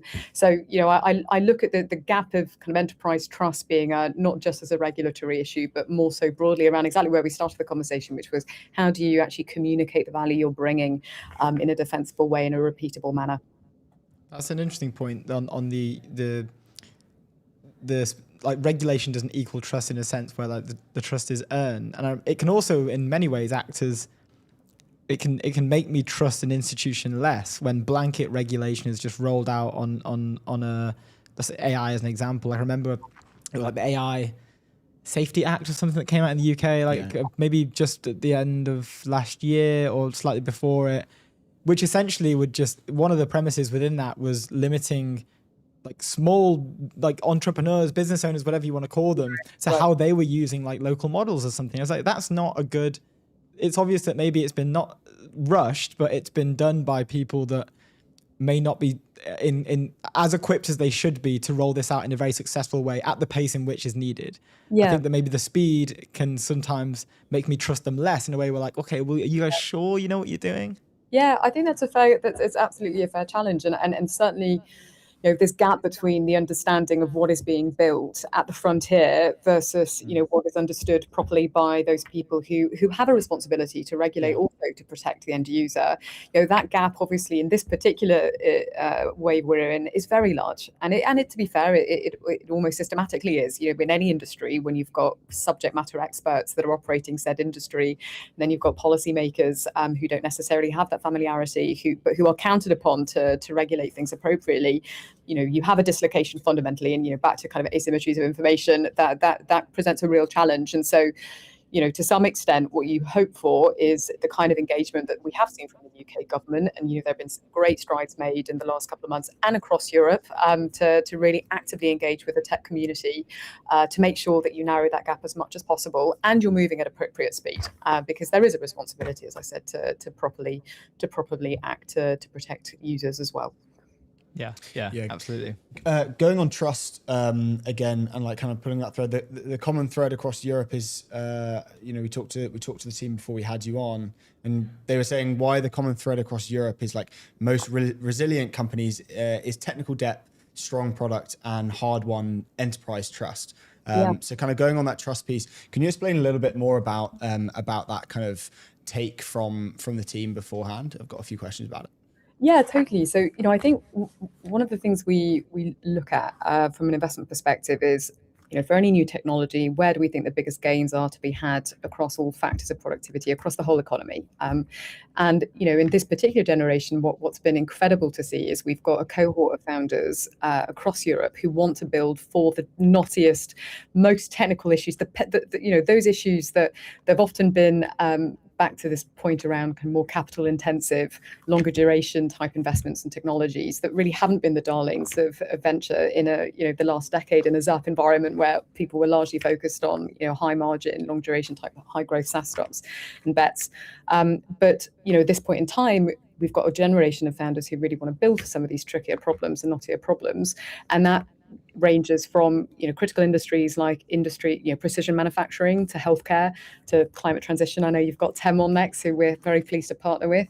And so for those particular industries, because they are so critical to the economy, they're really driving, as I said, kind of factor productivity and growth, which we need. And in the context of a more fragmented supply chain and regionalization that we're seeing again on a global stage, it's incredibly important that the criticality of those industries is also reflected in the quality of the applications and tools being built. And back to this topic of trust, if you are going to fundamentally transform infrastructure on an industrial scale across Europe, you need to do that with appropriate checks and balances, and your ability to really scale is going to be earned by the repeatability of the manner in the transparency with which you build. And so that's where the trust comes from, this reliability in particular when we talk about critical industries. And I think that's what we're really seeing Europe build at the moment. Take companies that I'm involved with like PhysicsX, they're hoping to pull forward 100 years of engineering into the next kind of 5 to 10 years with the large physics models and geometry models. They're working with some of the biggest industries from semis to materials to OEMs, auto OEMs. These are huge industries that are kind of behemoths from an economic perspective. Your ability to serve these industries has really got to be predicated on your trust and transparency and reliability of what you're productizing. So I think it's been amazing to see how the European markets evolve to really meet that on a regional level. That's really cool. Yeah, it obviously goes back to like where the kind of frontier of AI kind of models has like shifted, right? It's not just go and build a bigger thing. It's the integration side. It's really kind of working with the partners, almost like as design partners, and what kind of problem you're solving to kind of actually have a huge impact value wise for when you do start to kind of deploy and integrate into the company. Totally. We have 2 minutes over, but I have one last question. We can try and make it super quick, so we are going to welcome Joe in 3 minutes. But you co-authored a Sifted piece last month titled "How Trump's Reversal on AI Safety Has Created an Opportunity for Europe." Can we maybe just get some highlights from this article as well? Like, what is the opportunity? What was this modeled around? It can be short. Yeah, and I not to over-index on what's going on in the US, but I think certainly a lot of that does create opportunity for founders, and again, short-term tactical opportunities, because you don't necessarily want to be building into geo-dislocation and regulatory arbitrage here. But what the specifics of that article were really referring to healthcare and a company I'm involved with in particular called Quality AI, that is building vertical healthcare models and really the kind of infrastructure on which the next generation of healthcare applications can be built. So anything from clinical decision support to quality control and assurance for hospital providers. To insurance cost coding, and there it's we've got enterprise in Europe that is subject, for better or for worse, to a different standard of data protection and management, and so that does create an opportunity for those founders who've been able to build with that kind of threshold in mind. And so again, to tactical opportunities, you've got to seize the moment, but there certainly is an opportunity, I say, for that to be passported out more globally and beyond the US to APAC as an example, or LATAM for that matter. So there's a huge opportunity there if founders can build quickly enough. Awesome, Laura. Thank you so much for joining us and spending a little bit of your morning with us. We've had a pleasure. Thanks so much, guys. It's been a pleasure. Nice one. Good stuff. Bye. Cheers. All the best. Awesome stuff. Love the guys over at Corsi. We'll have to get them on. Yeah, for sure. Is it Andrea? I think it is. It might be a different Corsi. No, they were building in healthcare. Oh, really? Yeah, I think so. I just remember it being such a cool interview when we interviewed him. Anyway, leave out the business banking behind with AirWallet's, the all-in-one financial platform built for the pace of modern business, multi-currency accounts, corporate cards, expense management, online payments, all in one platform. Go to airwallets.com. I saw them at the Boulderton 25th Did you? anniversary. Yeah, Did yeah, you not we go caught up to them up. and be like, oh, Yeah, you yeah, did? yeah. Oh, no yeah, way. we chatted. Is that Andrea? I think it is. I can't remember. I'll have to check. I Yeah. don't know how I'll check. But yeah. Well, I can't check who I bumped into because that would, my mind. Yeah. I can't remember. Next on the show, we are welcoming What are you on Joe about? McDonald, CEO and co-founder at TEM. We've been pumped for this. We're just going to check with our producer if we can bring... Oh, yeah, we're live. Okay, awesome. Joe, how's it going? Hello guys, can you hear me all right? Loud and clear. Yes, we can. Absolute happy days. It's so good to have you on the show. Congrats as well. Recently announced a 75 million Series B, which is really cool. We've been pumped about having this conversation because, I mean, we've been trying to speak to some people who maybe know a thing or two a bit more than Luke and I around energy and what's going on right now, I guess, globally, but also from your perspective at TEM as well. So maybe for the stream, if you could introduce yourself and what is TEM, that would be an awesome start. Yeah, of course. Yeah, so I'm one of the co-founders at TEM. We're building the kind of first AI native transaction infrastructure for electricity.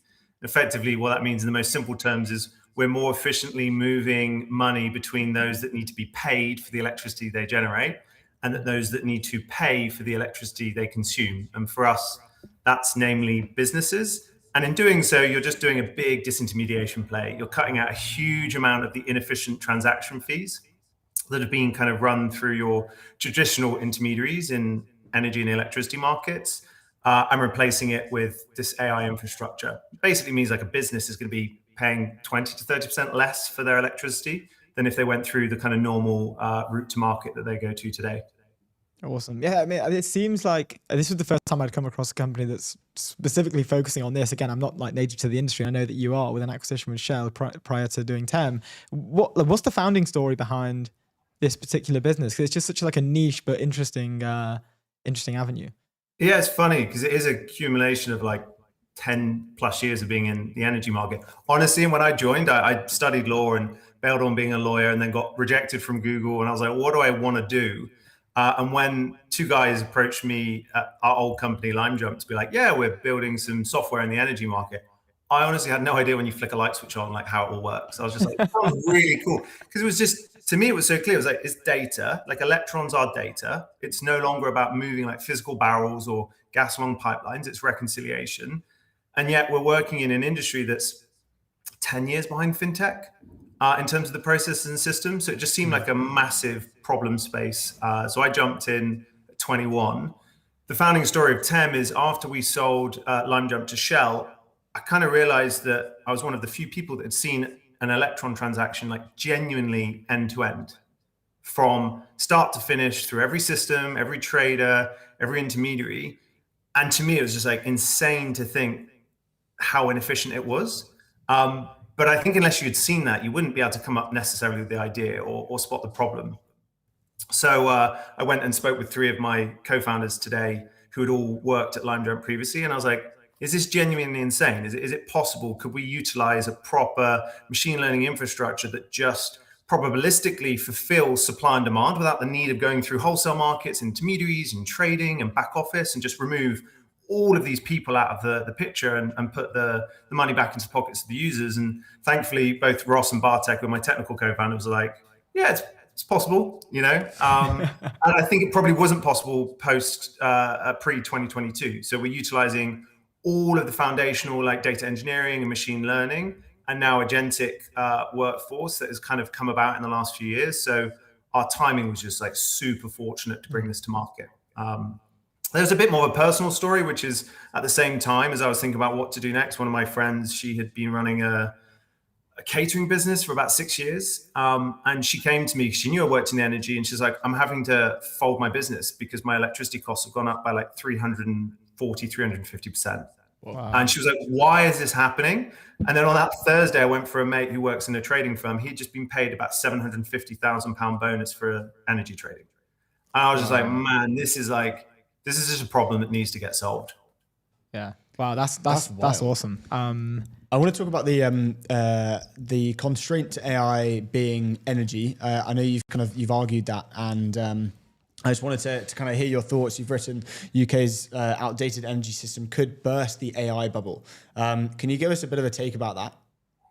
Yeah, so I guess what people are starting to discover is that the kind of cost of the electron is factoring in now into your cost of competition in nearly every factor.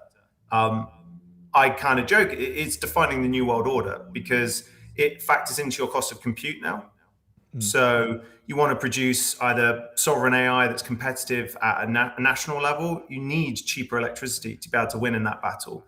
It's defining the cost of manufacturing, right? So all of the automation, you basically end up in a tourist state within 10 years if you don't solve the electron problem, especially when you're competing against other countries that do.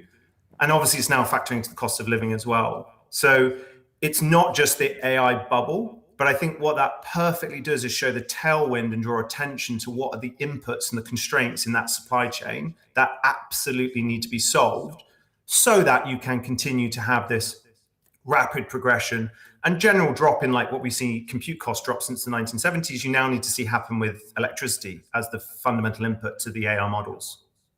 It's so interesting. Now it's sort of, not that it ever hasn't been, but it is ever so more now with the rise of AI. It's kind of becoming a bit more popular. The fact that this sort of sovereignty element is necessary and it's required for the future longevity of the nation state wherever you live. We see a lag effect with any sort of new frontier technology, and I think that this will definitely show that, in terms of how quickly can government keep up with the amount of energy that is required to actually scale their national AI capabilities in line with where with the global stage, I guess. What do you think about that lag? Do you think the government or sort of whatever institution that you sit in is going to be able to keep up with that? It's interesting. So in a way, I think our government has recognized the importance of building generation and competing. I think the reality, which is a surprise, is that that's only if the demand forecasts continue. And right now, if we just build generation without consideration of cost, and we just go, yeah, let's build nuclear, it's only 10 times more expensive than in China, or 50%, 40% more expensive than even Finland. And let's just build a load of offshore wind because that's easy, but it doesn't really matter if it's generating when we need the power or not.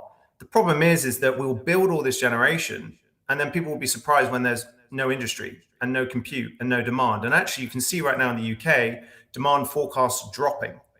Yet the projections of demand from a government level are showing an increase.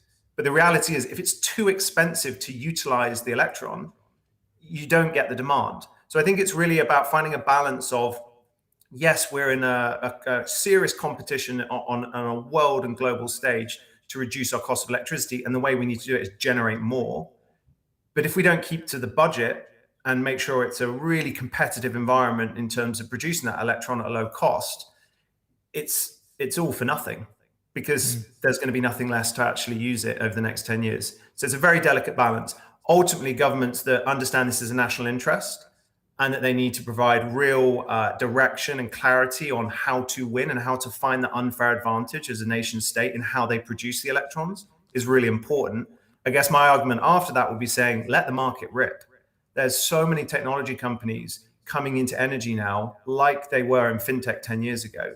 It's still 4 to 5 times underinvested on the market, total market cap size of companies. So there's a huge potential for the energy tech space. Let's not try and pick winners too much at a government level either, because that can really limit that innovation. And ultimately that doesn't include more competition and therefore lower costs. I was just going to touch, or you touched on it there, and I was going to ask about the comparison between, you made between fintech and what's happening in the energy thing, and you guys are building the infrastructure. That's what happened with fintech, and then you've mentioned it's kind of like build the infrastructure, and then all the innovation can kind of come on top of that. You mentioned there that kind of more tech companies are now coming into energy, and it's becoming, it's the same playbook is happening. Is there more? There is more to be done on the infrastructure side. What is more to be done, like on a kind of operational level, to say, okay, now we're in like the phase 2 of build on the on the innovation on top of the infrastructure? So I guess it's two kind of dimensions to think about. One is just a regulatory landscape. So you can actually see the FCA got it quite right in some ways in producing and birthing fintech out of the UK. Effectively, we utilized our advancement generally in financial services and kind of allowed for access to raw data, open banking protocols, like give more people the tools, create a more competitive environment, and kind of let companies rip. We're not quite there yet in energy. I think generally there's this problem with energy is that there is this like infrastructure side that's real physical assets. And there is this like keep the lights on mentality. But most of the market is actually about very similar problems. It's moving money, it's data reconciliation, it's forecasting supply and demand, it's offering better customer experience, better connected and access to data. And so that side, if we can get the regulations right to allow for more competition, to inject some transparency and fairness, wider access to data, I think that's going to really help the market. And the other side is energy is not as easy to spot and solve from a founder kind of perspective. So we just want to encourage more entrepreneurs, more ex-fintech founders to come and look at this space because it's so similar. And yet, honestly, they'll be shocked to see how far behind it is in the kind of nascent state, which just means there's so much more opportunity for winners in this space. And we have started to see this. And what's super cool is that the UK is well positioned to lead. Like, it's so rare that we have an unfair advantage in potentially creating generational companies. But our energy markets are being used as a template for about, I think, and just look at electricity right now. There you go. I was going to say, That's about to have an impact on maybe 113 different markets worldwide who are looking at the UK going, cool, this is a good template potentially for an energy market. So I think your winners here have a genuine chance to be really, really successful. So if we can encourage both the regulatory environment and I think introduce more competition, like it's going to be a super exciting next 5 to 10 years in this space. That's so that's awesome. Yeah, that's awesome. One of the, maybe more on like a personal level now, when we were doing our research, we saw that you'd mentioned like one of the best pieces of advice for founders is don't be greedy, specifically around fundraising and equity. What is that? What's that don't be greedy mindset? So look, for me, it's, I try and avoid advice, but share my own experience is that for us building a company where we're trying to build a generational company, right? And what that requires is a mindset where you need to surround yourself with the right partners, the right investors. You need to raise money at the right time to de-risk anything that could affect your mission. And it kind of changes your mindset around just getting the job done and thinking big. And for those reasons, there's not enough room, I think, to also therefore be greedy and be trying to fully optimize your valuation and only go with the highest bidder and, wait until the last minute to raise. And so we've kind of, as a founder group, taken that on ourselves, even sharing the company between 4 people. That was very intentional about making sure that that's going to, again, de-risk the chance of building something that has such a fundamental chance to impact kind of the way we live. And that, I think you've had Paul on your show, right? That for us with Lightspeed was a great example, right? Is that we try and pick our investment partners maybe a year before. We very focus our time in, and then we go out to raise when we don't need the money. Maybe that doesn't maximize our valuation, but it doesn't really matter at this stage, right? It's all about having the right money in the bank and the right partners to be able to go and achieve and execute on the mission. So it's just a mantra that's really helped us as a group of individuals. It also, by the way, means sharing with the company, creating a real sense of ownership.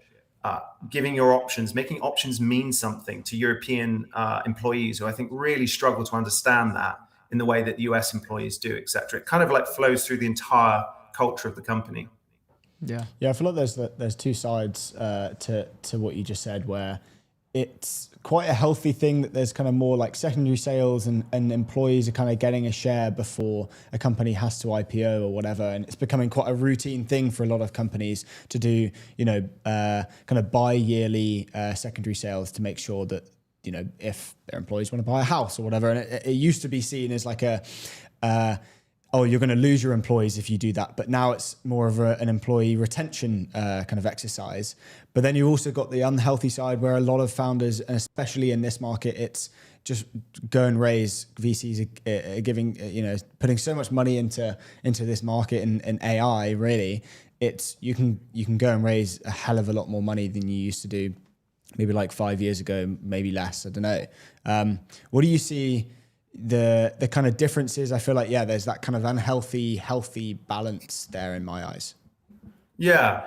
Look, again, we have to think of it as that it's not a great sign if someone's wanting to sell 100% of their vested options at a Series B, right? For sure. And so we try and educate our individuals on like what the value of options are and how that can actually mean that it feeds into personal decisions for them, but also understand how things compound over time. If we're onto something and someone's willing to buy your secondaries at this stage, it probably means the company is on a good track, right? And so it's more of an education piece. And the reason it started for us is, we had a conversation about package maybe a year ago, trying to attract top talent, because most of our employees are data scientists, data engineers, product leaders.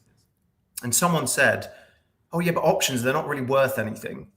And I went a bit deeper, and it just happened. Yeah, their last 5 European companies had never achieved an exit, right? And we don't have the same IPO environment. And so it had literally just been ingrained that they're not really worth anything. And so for us, all we wanted to do is give a signal of value that it can be valuable, not after 10 years, but every 2 years.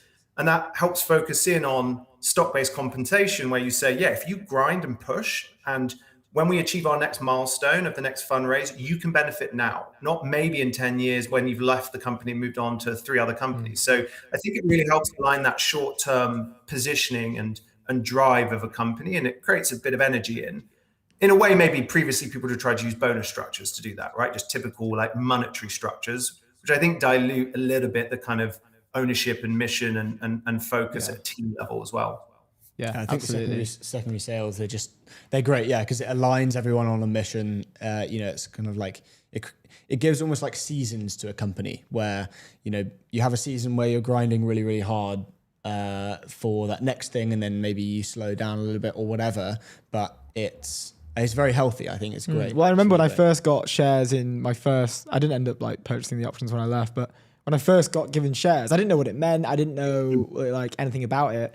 But because I was too young at the time to understand, I didn't know what SaaS was, but I was working at a SaaS company. The first thing I did was go home and tell my boys, I was like, guys, I own some of this company. Like, I own a bit of this. And like, and even they were like, no way, that's so cool. Like, you actually own a bit of the business you work at. And it was a really cool, like, it does get you fired up.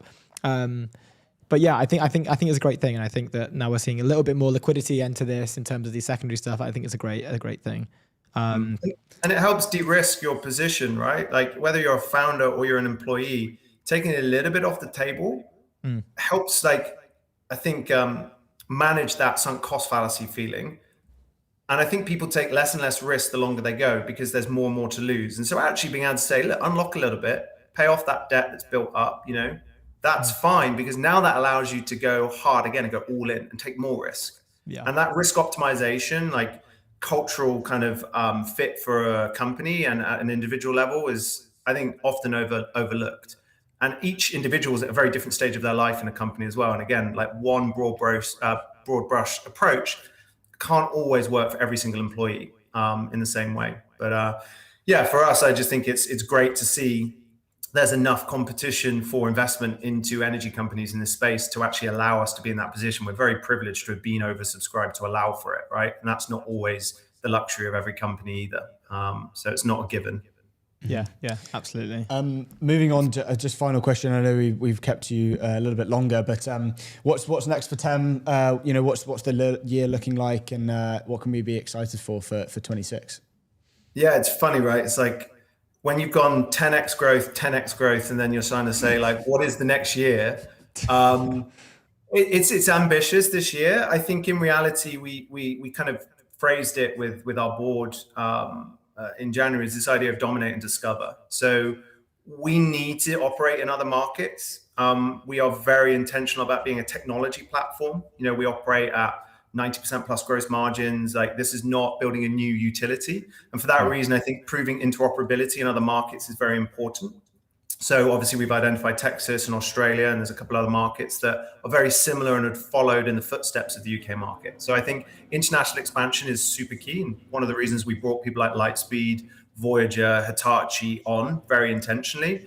But equally, there are so many businesses here in the UK suffering. Like, we're less than 0.8% wallet share of transaction volume today. and we should be 20% in the next 2 years, right? And that's already at huge revenue numbers. So just making sure that your local market where you really prove it works, you're able to completely dominate is like the number one focus for us over the next 9 to 12 months. Nice. I love it. So awesome. Well, look, thanks for spending some time with us. We really appreciate it, and great to meet you.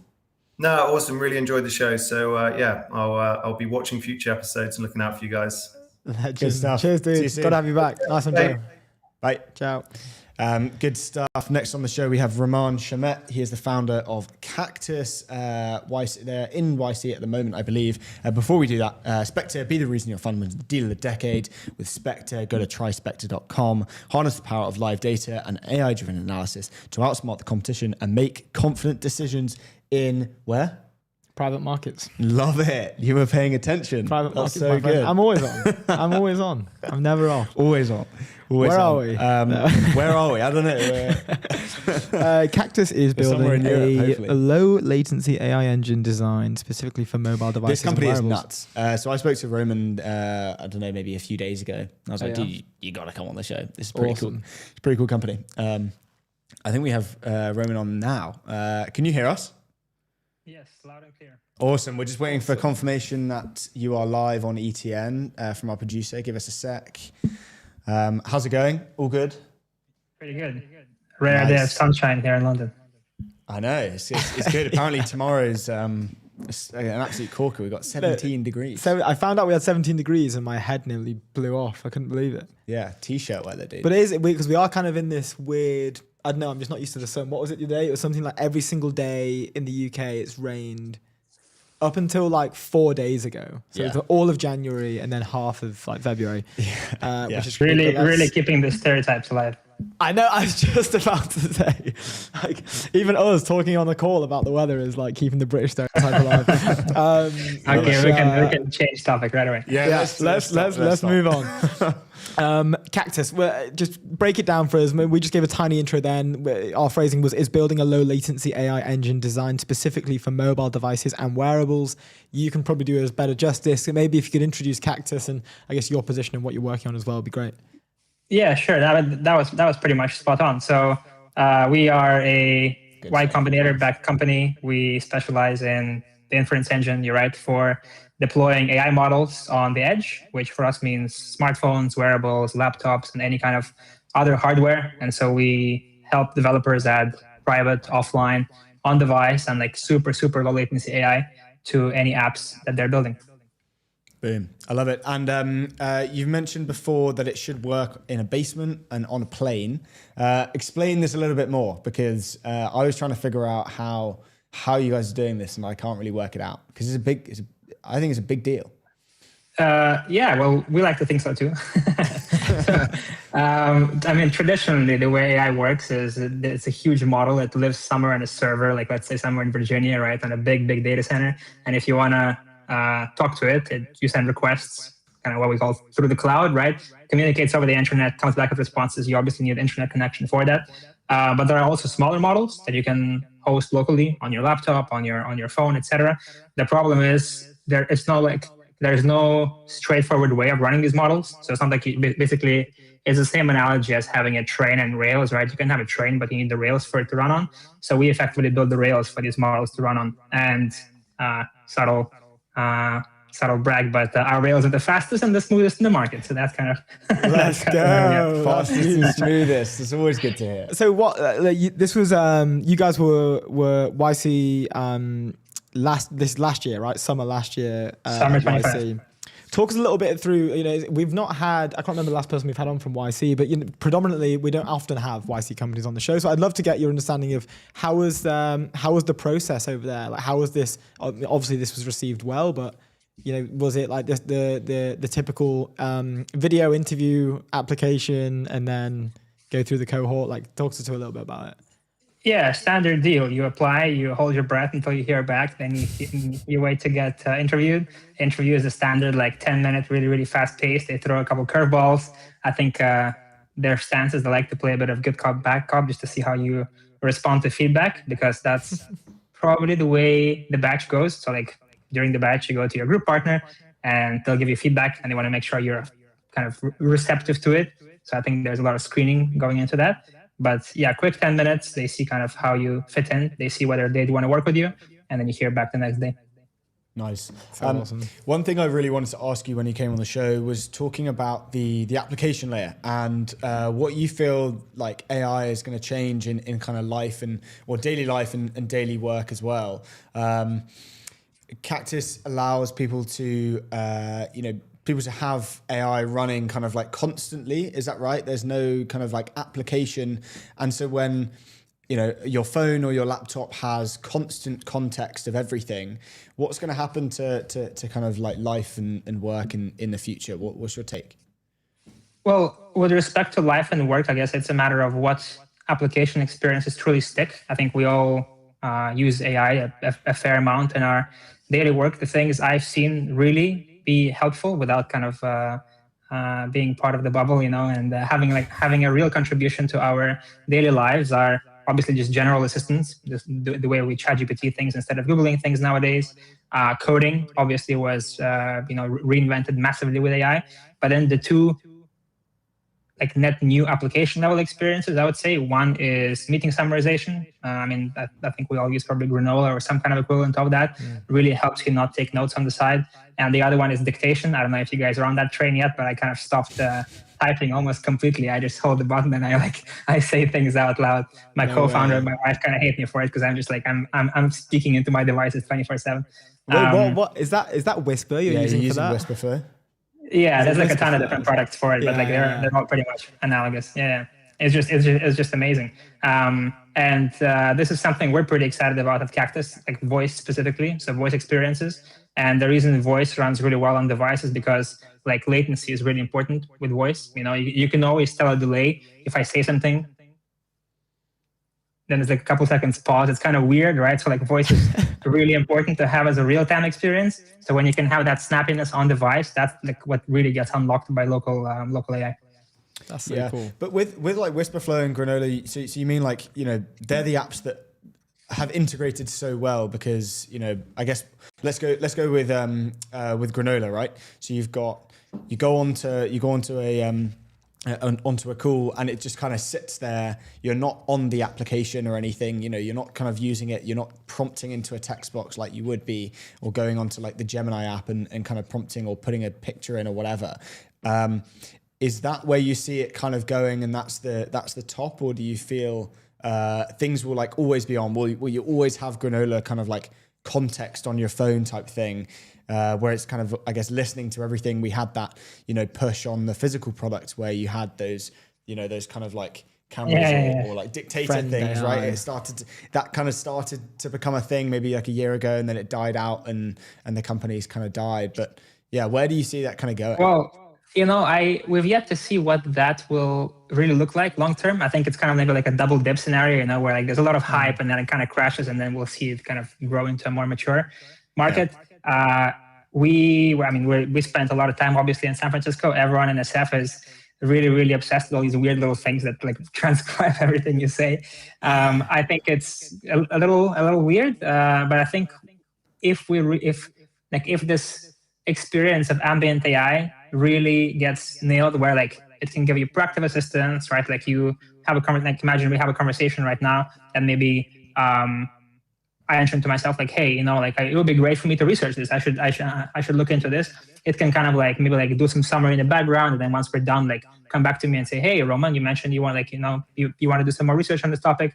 Here's a summary for you. Or maybe we say, hey, we enjoy talking. Maybe we should like grab a coffee or something sometime. It can throw a meeting on the calendar for me. That kind of proactive assistance requires always on ambient AI, which is, it's not an industry term, but that's kind of how I would call it. And first of all, it's really, really expensive to stream all that data. And second, it's kind of private, so I think I think there'll have to be some kind of middle ground where a large chunk of it runs locally. Yeah, that's really cool because I've seen that. Maybe in SF it's a little bit more well received, but I think it was Avi Schiffman's friend was kind of the first person to go like viral with all this. I famously bought the friend domain name and that that everyone knows what followed. I haven't really seen too much from him, but I think there is like a relative bit of resurgence. But I came into contact with one in the UK that was called B. I think the founders were maybe in SF, and it was acquired by Amazon. Acquired by Amazon, yes. maybe they released a batch, but I found it slightly intrusive, like the combination of AI and wearables, that this one in particular wasn't always listening. The user of that product had to sort of press a button to get it going or whatever. I think you said like a red light or a green light, red is off, green is on. Mm-hmm. But I'd noticed it, and like I think the person that I was meeting noticed it, and then they kind of had to interject and be like, oh, by the way, it's not recording. And Sure. that was like a level of friction that I'm just not sure. I'm trying to think, how do we escape that, right? Like, how do you... I think we're just going to have to define some kind of socially accepted norms as a society. You know, like the first probably like attempt at a wearable we've all seen in the real world is where they make the Ray-Bans, and they have a little light here that shows you when it's recording, and they're really, really like careful to not let you jailbreak it and like turn it off somehow. So I think there'll have to be some kind of ambient indication that you're recording or filming or whatever. And we'll just have to kind of be all on board with that. But given that you can already hide a microphone on you if you really want, or just like press a button on a phone, I think we'll just have to kind of do it in good faith. That's my guess. Yeah, that's so true. Yeah, there's some sort of like social contract to be accepted by everyone. I get, even with the Meta Ray-Bans. Yeah, go on. Sorry. Yeah, the one thing I'll tell you. Sorry to cut you off. The one thing I'll tell you is, I think there's a big split in terms of how we perceive privacy between like Europe and like the States and SF in general.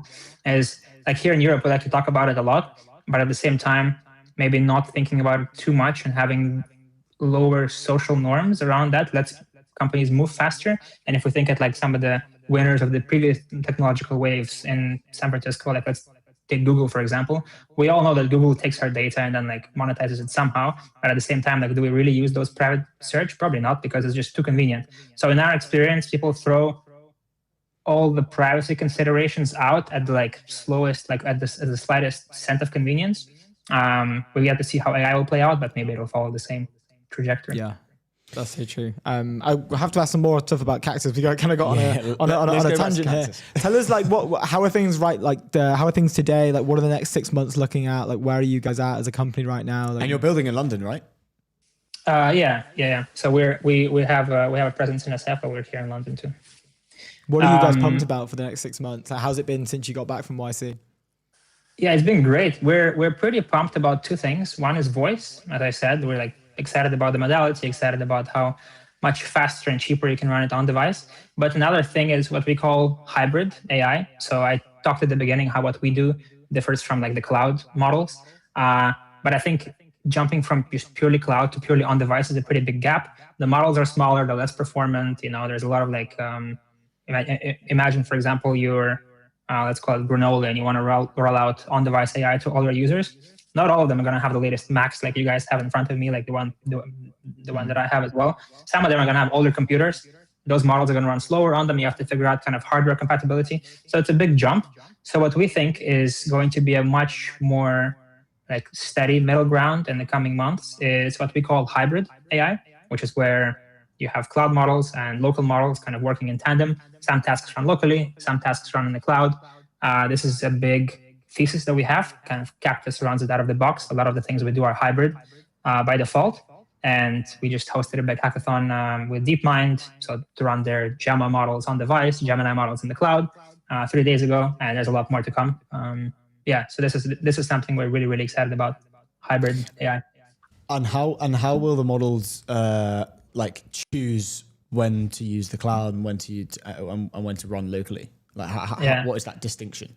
Is it just how much compute will be used to answer X question, or like, I don't know, do you have like thinking mode on, for example, on Gemini Pro?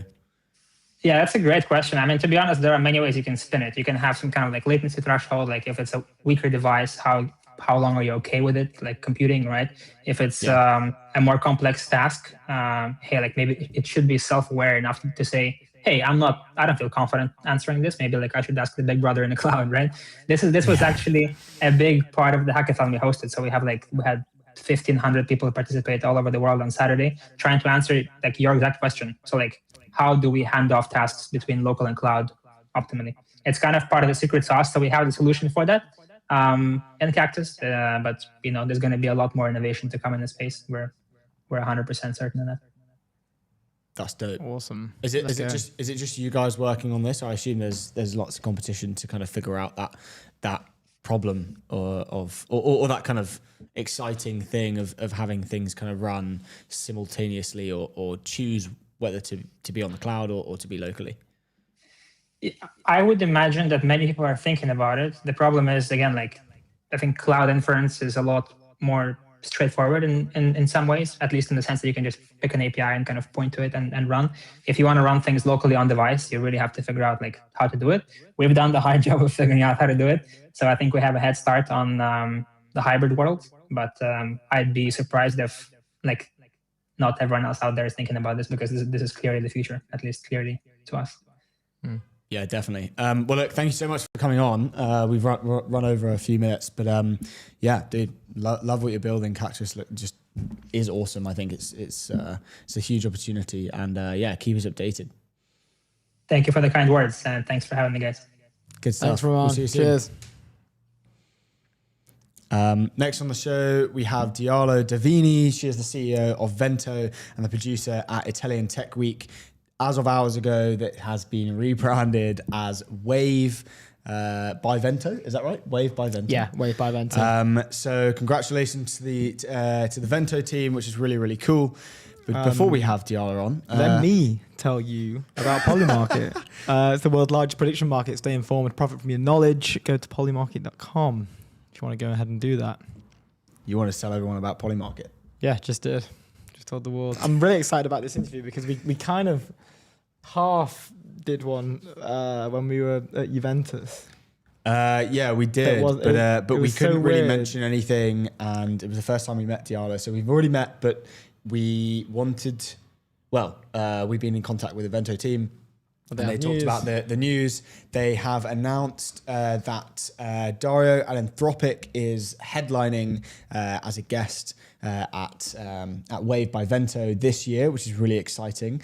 We'll get Diallo to talk all of that, all about what's going on, and the rebrand as well. The rebrand. I want to know more about the rebrand, going from the website is pretty hot. It's pretty cool. The Italian Tech Week Wave by Vento. Oh, that is nice. It's snazzy, right? Yeah, that is. Show your screen and go on that website. Get Wave by Vento on. Wave by Vento. Yeah, let's try to do this before we have Diallo on. Oh no, she's coming on in 4 minutes. We're good. Yeah, we got time. We got time. Can I share this? Yeah. I can just maybe I press that or yeah. Yeah, that is nice. Well spotted, Luke. Thanks. Just sharing. Wave, formerly Italian Tech Week, is one of Europe's most influential tech conferences, a yearly gathering for founders, top investors, and some of the most brilliant tech leaders around. We should probably be at that. We will be at that, for sure. We'll get there. But they announced today that Dario Amadei, the CEO at Alanthropic, is their headline guest, which is just insane. They've already had some incredible people as speakers. Luana, she is the co-founder and CEO of Kalshi, and also Johnny Ive, obviously former chief design officer at Apple. And then also I don't know the kind of difference between Ventor and Exor. I believe Ventor and Exor. But John Elkann, he's the CEO and chairman of Exor. I believe they own Vento. Yeah. Which is doing a 75 mil fund too, I believe. Yes. Sorry, euros, that is. Yes. I'm just looking at their website here. They've got a fundraising is my cardio workout fleece. Nice. That I'm quite interested in. Oh, really? Is fundraising your cardio? I think it's a vest. I think it's a fleece vest. Oh, the sleeves are different colours too. Sleeveless. Yeah, it's like it's a gilet. It's a fleece. It's a vest. It's a fleece vest. A flest. It looks very nice. Can the stream see this or not? They can. Yeah. Well, get a load of that, guys. Go and purchase your fundraising is flesh. my cardio. You can shop now. You can shop right now. What else we got? I peaked in 2021. Tough one. A lot of people did. You did, yeah. Fundraising is. I was just getting started in 2021. Man. Fundraising is my cardio workout. Is that when you're employed? When you're employed at when Pigment? was that? 2021. Pigment. That was 4 years ago. Yeah, that was a while ago. Yeah, that was 5 years ago. Was that Pigment? Because I did like a year and a half yeah, I think I was just starting at Pigment as a little hopeful, beamy-eyed BDR, Love it. ready to cold call some financial professionals, sell them some Pigment. Get on Pigment. What are you doing? I remember I was like, What was your sales pitch? well, everyone has like, you know, kind of elevated, but there's What was your like, Pigment elevator pitch? Give it to me. Let me see if I buy Pigment. God, so long ago now. But they're all kind of the same. Everyone's always like, you know, single source of truth. You know, you've got these disparate data sources. You want to get them all in one place. Like, blah, blah, blah. Talking about all in one place. What? Airwallex. Leave outdated business banking behind with Airwallex, the all-in-one financial platform built for the behind. pace of modern business. Leave it Multi-currency behind. accounts, corporate cards, expense management, online payments, all in one place. Just like Pigment, but go to airwallex.com. I'm trying to. There was so many like weird tactics. There used to be some joke like cold calling was so hard. To be fair to anyone that's cold called, they'll know this. But I was a BDR, and I learned most of the stuff I learned in the space. You do learn from being a BDR because it's a tough job. Yeah. Sure. But I was a guy. I was like, you know, someone from Manchester calling off a French number into a Dutch the Benelux market. So like traditionally like, yeah, Amsterdam, Luxembourg. And it was they're just confused at every single step of the way because they're like, don't know, why am I getting called by a number with a different country code? Why is the person English? And then like also they're trying to sell me like French software. So you're already screwed up. Yeah. It was just like, it was super hard to do. Not fun. Anyway, Diola, I believe, is in the room. Diola, can you hear us? Can you hear me? Yes, we can. We You are can. live on ETN. Thank you so much for joining and congrats on the news. Do you want to tell us a little bit about it? Sure. Thank you so much. So, how it's going so far? It's going very well. Good. It's good to see you again. We were just saying, I know we had a brief meetup in Italy when we were at Juventus, but it was weird because the first time we'd ever met was you sitting down with us live for the show. So it was a funny one. We kind of had to like get to know each other live whilst asking you questions. We should keep this as a tradition. You know, next time you are coming, I come to say hi only if I can be live on your podcast. You know. Nice. We'll have to work something out. But no, it's good to see you. Congratulations on the news. Do you want to maybe just tell us a little bit more about what dropped? I think it was this morning, right? The news broke today. I'm sure our viewers and listeners would love to hear more. Yeah, the rebrand, the headline guest, it's all going on. Give us everything.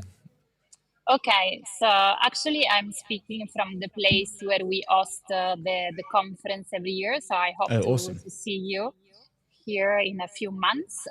First announcement was about dates. So the event this year will be from the 7th to the 9th of October. And we are changing name from Italian Tech Week to Wave by Vento. And the reason is that when we started in 2018, our bet was, can we put Italy on the map? Can we have relevant conversations about tech in Italy? And was already a very big bet, right? So that was the initial goal. And I think throughout the years, we kind of managed to do so.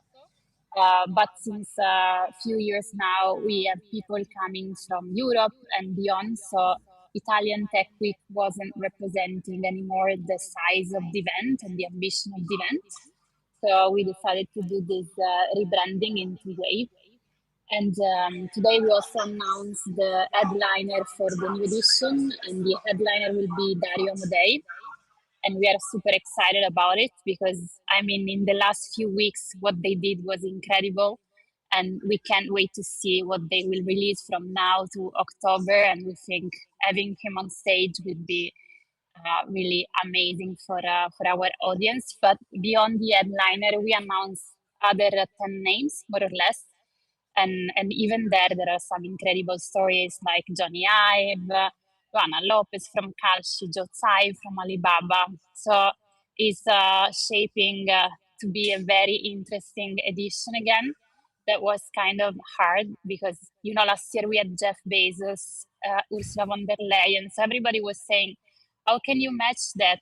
And I was thinking about this a lot, but I think we are on a good trajectory, and I hope it will be better and better. And of course, we have a live podcast also area, and you should totally join and come with your live also during the event, so we can meet again. If you do a live. Hell yeah, that's definitely. We were just saying that. I mean, that's a live invitation to come and live stream. Wave by Vent. Look at that. Okay, boom, done. We're there. You'll see us there. We were just saying when we were looking at the speaker, that'd be pretty cool. If your speakers become our speakers, that's a good arrangement. Well, I saw you had Kitty Mayo as well from Project Europe. I was talking to her yesterday. Insane, awesome. Do you know Kitty very well? I've never met her in person yet, so I'm really looking forward to meet her during the event. But I really admire what they're trying to build, because also when we started, we wanted to prove that you can build a big company starting from Europe, and that they are doing the same thing. So I think it will be great to have her, and her work and what they're doing is really incredible. Yeah, awesome. And just Italian Tech Week itself, how long has this been going on? Because I think the first time I heard about it was maybe last year. What's the story behind the whole thing? I'm sure everyone would love to hear. So it's a fun story. Basically, I started working on this in 2016, so 10 years now. Oh, wow. Because it was the anniversary of the birthday of the founder of Fiat.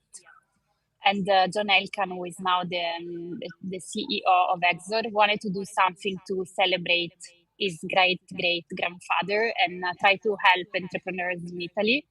But, back then there was no ecosystem. I was in the right place at the right time because I was doing an MBA, and John was very close to the MBA. So I kind of volunteered to run some tests, and we started very small. We were running entrepreneurship programs for university students. And then throughout time, he was every year more convinced of what we were doing. And in 2018, he said, why don't we organize a conference with some friends and invite a few students and founders? And the few friends were Peter Thiel, Reid Hoffman, Xavier Niel, Alexander Karp, an incredible lineup. And we only had 100 people in the audience, But after that year, was clear that we had to double down on that and do a big event out of it. And so in 2019, we started again, and we had Daniel Ek as a special guest.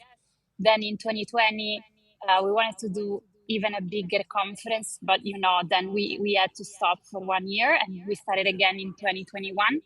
And from then we had Patrick Collison, Brian Chesky, Sam Altman, Jeff Bezos, and this year Dario Amodei. So every year we are trying to raise the bar a bit, and that's where we are at. That's so cool. Dude, that's nuts. Seriously raising the bar. Cool story. We've been thinking, because we did Slush, we live streamed Slush. We're going to be doing a couple more this year that we're really excited about. A few that we've announced, like Panathenia as one, like Lars and the team in Greece, and a couple more that we haven't announced. But I was thinking, after Slush is so cold, and I loved Slush. I thought it was amazing, but it's so cold and it's so dark that I don't know. I'm down to do more of these. These nice ones where the weather's hot and you can maybe get a tan. Thing I'm saying, because for us, Lush is really the reference. We want to be as good as they are. But what I'm always telling to my team is, if they were able to bring so many people to Helsinki in December, I mean, we are in Italy in October. It should be an easy sell. So we should totally do that and be the best one at this. So you should totally come, not only for the conference, but because Italy in October is amazing. So truffle season, wine season, so many reasons to come. Oh, amazing. Nice. Okay, we're sold. Yeah. How does it truffle and wine? That's all of the Americans as well will be wanting to the Americans will be the European buzzing. Yeah. A question on, just to touch on it, so the rebrand, it makes complete sense, right? You guys have completely blasted through the roof of being a sort of national positioning at first, now obviously entering onto the global stage. Your guests have reflected global reach for the last 3 or 4 years by the sounds of things, which is amazing.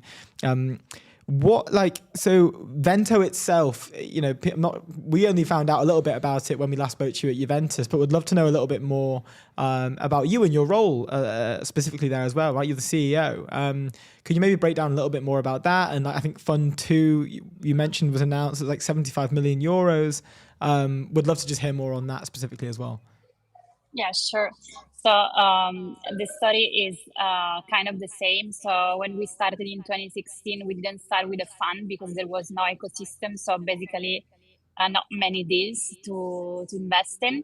But after a while, the ecosystem was growing. We saw many more people trying to build companies. So we started with the first fund in 2022. And we decided to replicate a model that was working very well in France, that was Kima Ventures back in the days.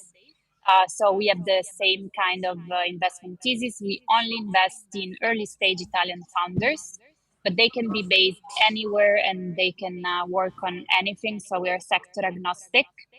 And the reason why we do so is that we think that the Italian talent is underserved and there's a huge opportunity.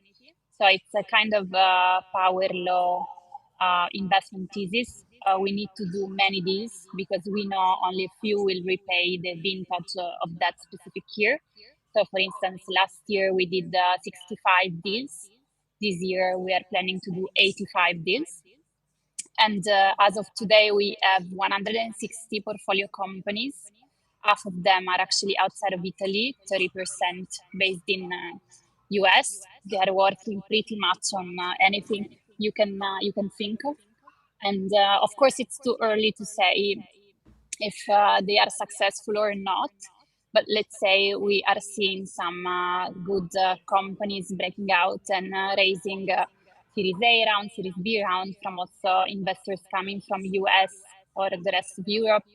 So it's a good signal that the bet we made in the first place was the right one. And we want to keep backing the best Italian founders.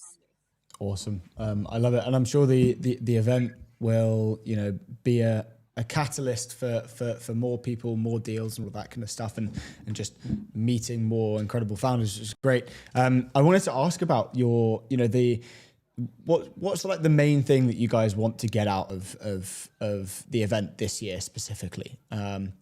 There's so much going on in the world of tech, and it's always good to kind of hone down on that one focus, and what's your guys' focus for this year to get out of the event this year. So I would say a couple of things. The first one is, as I said, our reference is Splash, because we don't want to become like a huge event like Viva Tech or Web Summit. We want to have a very curated audience. So what we are trying to do is increasing the quality of the audience, because the end game for us is that we want to make things happen during the event. So introduction between relevant founders and investors, new collaborations, new commercial leads for founders. So really making the event worth the trip, let's say. And on the other side, of course, when we started, we were always thinking about Italy, about Europe, but I'm kind of annoyed saying every year we are catching up with the US, we are closing the gap and those kind of stuff. So I want to arrive at a point where we are not discussing about that anymore. We are just discussing about all the many success stories that we have in Europe and how we can be even better than that. I don't want to play anymore this catch-up game. I want to play the, big players game. Let's go. You love to hear it. Just coming up to the end, like where can we send people? Like where can we? Yeah, tickets are live, which is awesome. We were showing off the new website just before you came on. Luke specifically loves it. He told me. The website is beautiful. And the merch, I saw the merch, the fleece vest thing I was particularly interested in. So we'll have to send more people there. Yeah. When you come, we will give you some of our best things. That's good. That guy's excited. Yeah. It's a promise. So when you come, you can choose whatever you want. But we really love to not take ourselves too seriously. So that's why we have this merch that it's kind of very funny and easy.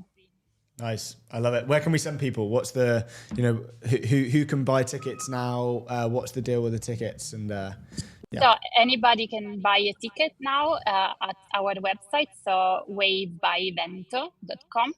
And we have a special launch price for the few weeks, next few weeks. That it's just 100 euros. So if you're planning to come, I would recommend you to buy the ticket now. But of course, they will be available for a while. So check it out and join us, because not only Italy, it's always a good idea, but we have an incredible lineup this year. Let's go. You heard it here first. Get ready, guys. Thank you so much. Thank you so much for joining us. No, it's been a pleasure, and we'll see you on the ground there. Yeah, I'll wait for you in October. Good stuff. See you soon. Bye. Bye. Cheers. Nice one. That's very exciting. And you get your fleece as well. Got the exciting forced stuff. Invitation. Before and maybe a Dario interview as well. Maybe that was a bit cheeky. Before we have our next guest on, leave Outdated's business banking behind with Airwallex, the all-in-one financial platform for the pace of modern business. Multi-currency accounts, corporate cards, expense management, online payments, all in one place. Go to airwallex.com. Next on the show, who is Albert Malakov, CEO at Stacks. Yes. This is the AI platform designed to reinvent enterprise finance operations by replacing labor-intensive manual processes with agentic AI. And bosh. Yeah, just recent Series A. Yeah, just backed by Lightspeed. Friends at Lightspeed, 23 friends mil. At Lightspeed, yeah. Actually, we've I think it's Alex Schmidt who ran the deal. So we've had Alex on the show before. He's a beast. I'm sure Albert is equally as much of a beast as Alex. That's huge. Dream team. Here he is. Albert, can you hear us? I can hear you. Amazing. We can hear you. We're just waiting for confirmation that you're live on the show. Just give us a sec. Our producer is just doing her magic and bringing you up. I love your backdrop. A lovely shade of wood. That is. Is that something?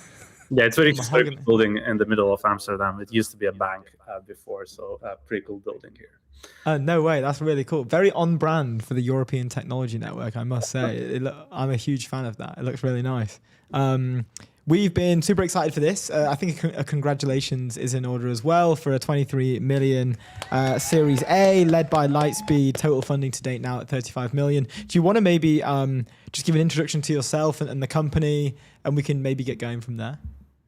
Yeah, absolutely. Thanks so much for having me today. My name is Albert. I'm founder and CEO of Stacks. Stacks is an AI-powered platform helping enterprises to close their books much faster, more accurately with the help of AI agents. So we launched the platform exactly 12 months ago. There was a public launch. Since that had quite a bit of traction with more than 30 enterprises joining our platform. Very, very much grateful for all the customers that working with us, and very excited to have a new fresh funding coming from the Lightspeed to accelerate our product development. Wow, that's super quick. From GA to railing in enterprise customers, 30 enterprise customers. That fast. That's awesome. We have so many questions. Where should we start? You've previously held product leadership roles at Uber and Played. What's the thing, like, how are you learning lessons from that and applying it to the way that you're going to scale Stacks? Is this like something that you've thought about? Absolutely. First of all, during my Uber time, I was a product manager working in the team responsible for automating a lot of finance workflows. So I saw many of the problems that we're solving today firsthand, but also a lot of solutions, what's working, what's not during that time. So we did that in the pre-AI time. So the scalability of solutions was very different at that time. But in many ways, it was inspiration to really dig deeper into the space. after my time at Plaid, which was also a phenomenal experience building the Plaid European business here. So the problem is very much universal across both sides of the ocean, and so this space hasn't seen a lot of innovation for many years. A lot of workflows related to the monthly financial close still very manual. It takes weeks for the teams to close the books. So we are here to solve that problem. Yeah, the first thing that I saw when I was kind of doing some research was like the first kind of problem that Stacks is solving, or I think has solved, is like just the fragmented data problem. You guys tackled that first.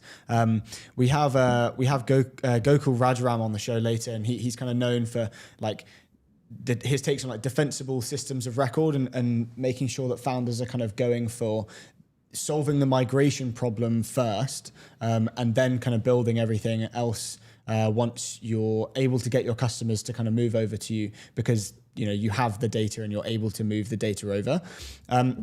What's your kind of like take on nowadays as a founder building a company where traditionally your customers, I guess, will have all of these processes. They're very slow, but it's kind of the way that they work. It's always quite ingrained into their processes. Changes is probably quite hard. So I guess it's kind of like, let's go and solve the fragmentation problem first, and then we can kind of build all the innovation after. Is that the kind of way you're thinking about it?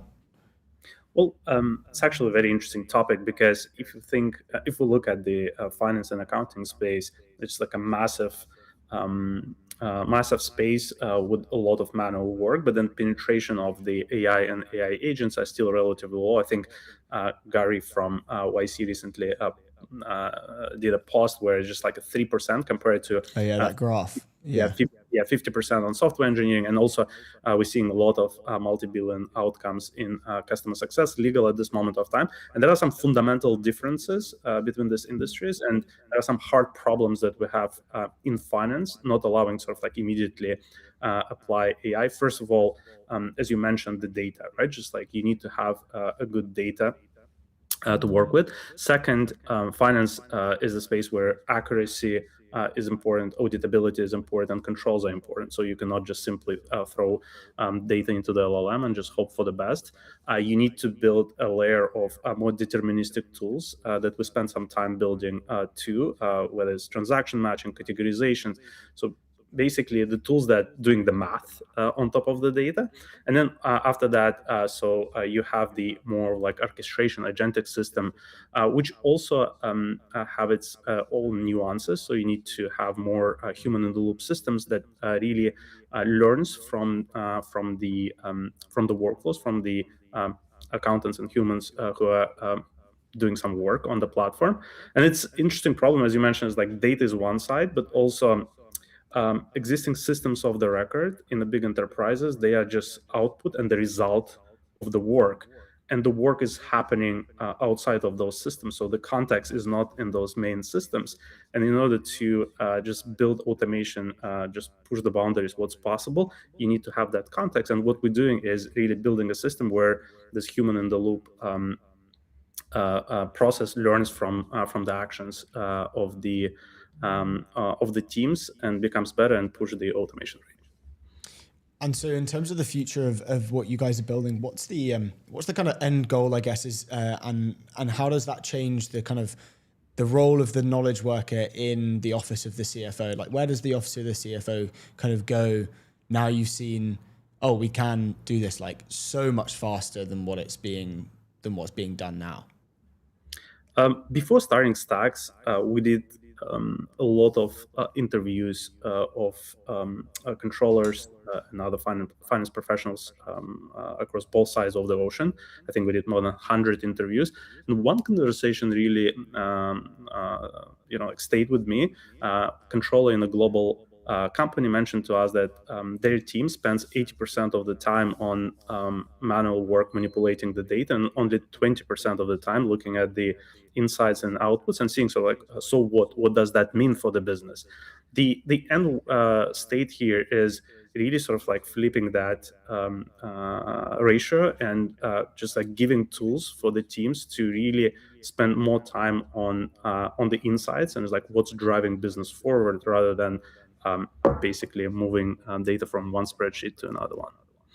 It's funny you mentioned that. Like I remember we had the CEO of Abacum on a couple of weeks back, which is doing more like enterprise management software, really, like in the EPM space. And it was funny because I used to work at Pigment as well, which sits in their space. And when we were trying to sell the product, when we were selling into the CFO, the suite of the CFO, if you had AI as part of your offering, you were seen as maybe one to not be trusted, maybe one to avoid slightly, maybe let someone else make the mistake of implementing you first, because it was a little bit scary, it was a little bit too like connected to startups. But now we've seen this complete reversal, like the whole model's kind of been flipped on its head, where these people are now getting prioritized. I'm trying to think of some of the legacy players, like the Hyperion softwares and the IBMs that we were competing with back in the day aren't really a problem anymore. Maybe you might be, having done over 100 interviews, you might be quite closer to this as well. Like, is there a theme that's changed from how the CFO office and the controllers that you speak to are thinking about AI? Like, I'm assuming it's not as scary as it used to be. Well, we're still in the process of getting there.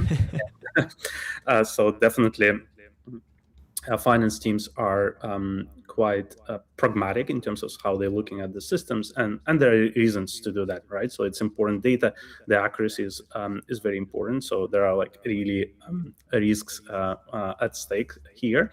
So we're definitely seeing the change, but at the same time, so what we're doing is a lot of education, and the way we build the product as well is just like giving a lot of control to the team, so that they have tools to complete workflows manually, but using our tools, but also they can rely on the agents. But also we have a system that have full auditability and all controls built in the workspace where the work is being done. So it's a work in progress, but to be honest, I don't think we have the other sort of path here than automating a lot of this work, because it's just like there are like so many other things the teams can do with their time to bring value to the business. Yeah, nice. Yeah.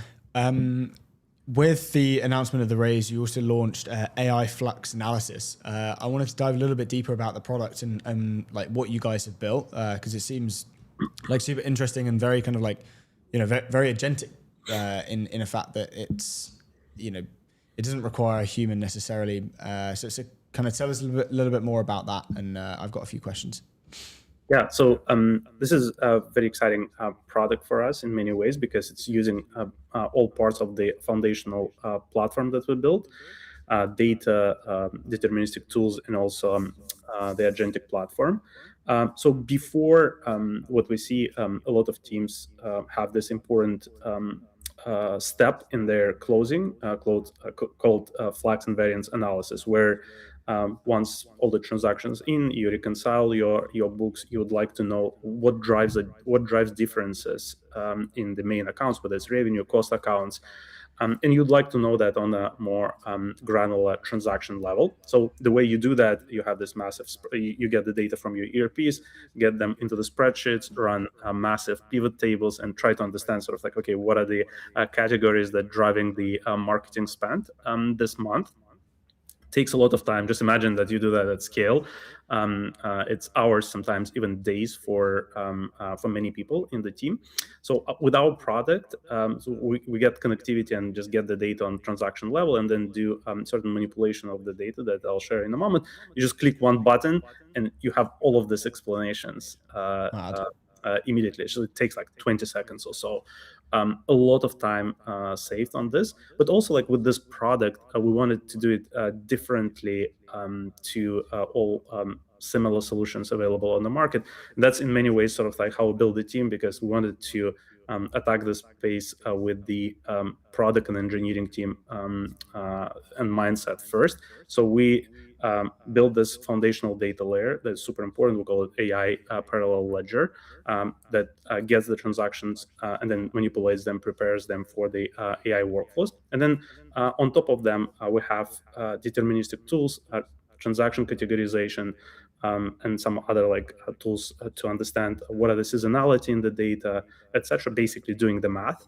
And then the agentic workflow is just exposing this data and this trends into the LLM to get the explanations. But also, importantly, so if there are some human edits there, so you as an accountant not super happy with the explanation, you make the edits. We learn from that, and the next explanation will be closer to what you wanted it to be. So the system is self-learning over the time. Nice. And I wanted to ask about the rollout of this.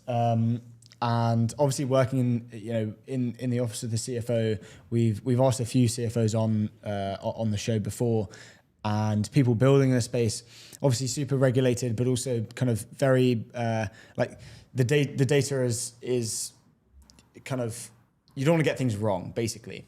How do you figure out the speed and working at speed and building things with speed, but then also making sure that when you do click that button and it takes 20 seconds to kind of create responses, how do you know that those things are right and that the model hasn't hallucinated or anything worse? Yeah, so in this specific case, we have humans reviewing the explanations, and most importantly, so we take feedback from them. So one of the most important North Star metrics for this product is how many people, what's percentage of the explanations been edited by the team, and we would like to have it close to zero.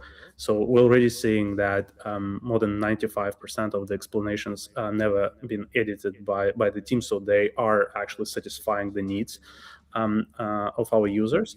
So we're just having that humans in the loop, allowing us to basically just first just make the system smarter, but also have controls in place so that the last approval and verification of any work is done by the controllers and by the key team members in the finance teams. Nice. Let's go. Just talking about the capital itself that you've raised as well. What's the plan with the money? So this was 23 million Series A. It's a 35 million total to date currently. What do you guys, what this particular number? How come? What do you want to spend it on? Where's it going to go? I think our biggest learning in the last 12 months since our seed round was that there's a massive demand for this automation products in enterprises.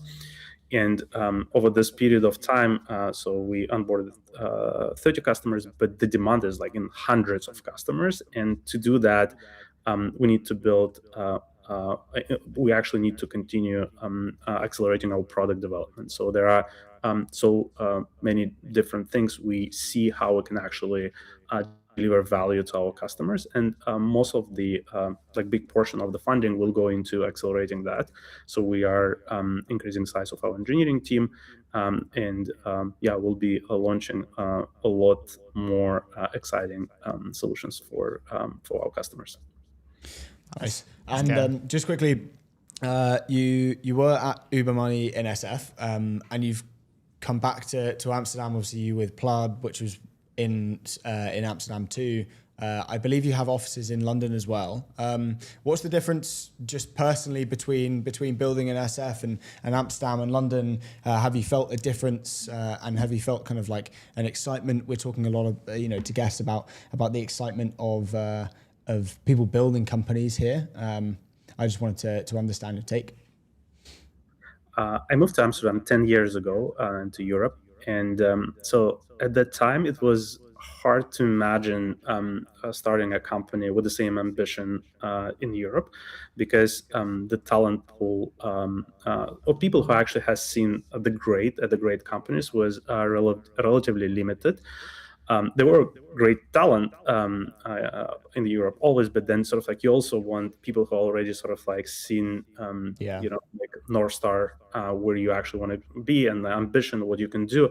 So it was quite limited number of people at that time. There's actually, for the 10 years, there has been a huge change with talent becoming so much better across London, Amsterdam, and other European cities. So we see a lot of great people, and I think that's the biggest difference right now. So I think building from Europe is it's a very exciting time today. So that's one, and then second, I think in our space as well, it's interesting because the accounting space in Europe is quite different. So we have fragmented markets, and usually companies have a lot more entities. So you get to that complexity much faster than in US. And so we have to build this complexity from day one into our systems. So it's harder in the beginning, but then it's actually just like opening up you a lot more opportunities to scale globally. At the same time, so I think there are still lots of things that needs to be improved here as well. So US, New York, San Francisco, New York is actually just like quite incredible places to build the businesses, and we're trying to be across both sides of the ocean and try to sort of build a global business. Yeah, Awesome definitely. stuff. I think that's the right approach. Absolutely. Thank you so much for coming on. We really appreciate it. Congrats on the Series A. And yeah, keep us updated with the stacks and everything else in between. Thanks for having me. Thanks for joining us. Nice one. Great to meet you. Awesome stuff. We should move in. We've got 5 minutes. We should move into the town hall. But before we do that, the world's largest prediction market. Stay informed and profit from your knowledge. Go to polymarket.com. Yes, sir. Sorry. Was I boring you? No. We're starting later today, you know. It's What does that mean? we're starting later, you know. It's like not my usual schedule. Bedtime. It's like bedtime. What time is it? It's not 20 35 past 2. Up next on the show, Sean Blanchfield, CEO at Gentic. Yeah. Sean is the co-founder and CEO of Gentic, an AI infrastructure startup that provides the integration layer for enterprise software, allowing companies to securely connect AI agents to their internal APIs and legacy systems. When I was reading this, I was actually a little bit like, oh, surely this is the thing that everyone's been waiting for. It's like, you want this thing trained on the context of your internal systems. You're worried about security concerns. You're worried about all this sort of stuff. Oh, don't worry. Here's just a nice like plug and play.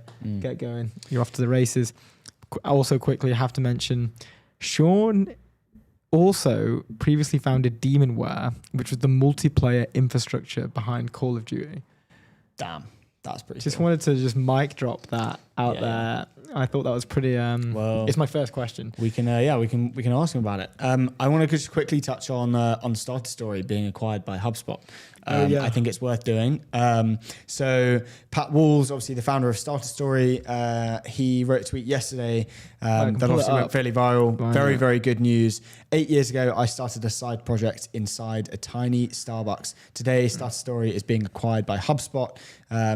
Here's how it happened. Obviously, he had a thread that went fairly viral, but basically he built a load of stuff. Greg, on the other hand, had a really good take, and I believe you're on the tweet. Yeah. So Greg said, Starter Story gets acquired by HubSpot, a $12 billion company. Not sure for how much, but it doesn't matter. When you zoom out, it's obvious what's happening. Media is becoming the base layer of software companies as infrastructure, not as marketing. The audience becomes your research lab, your distribution engine, your recruiting funnel, your feedback loop, and your launchpad all at once.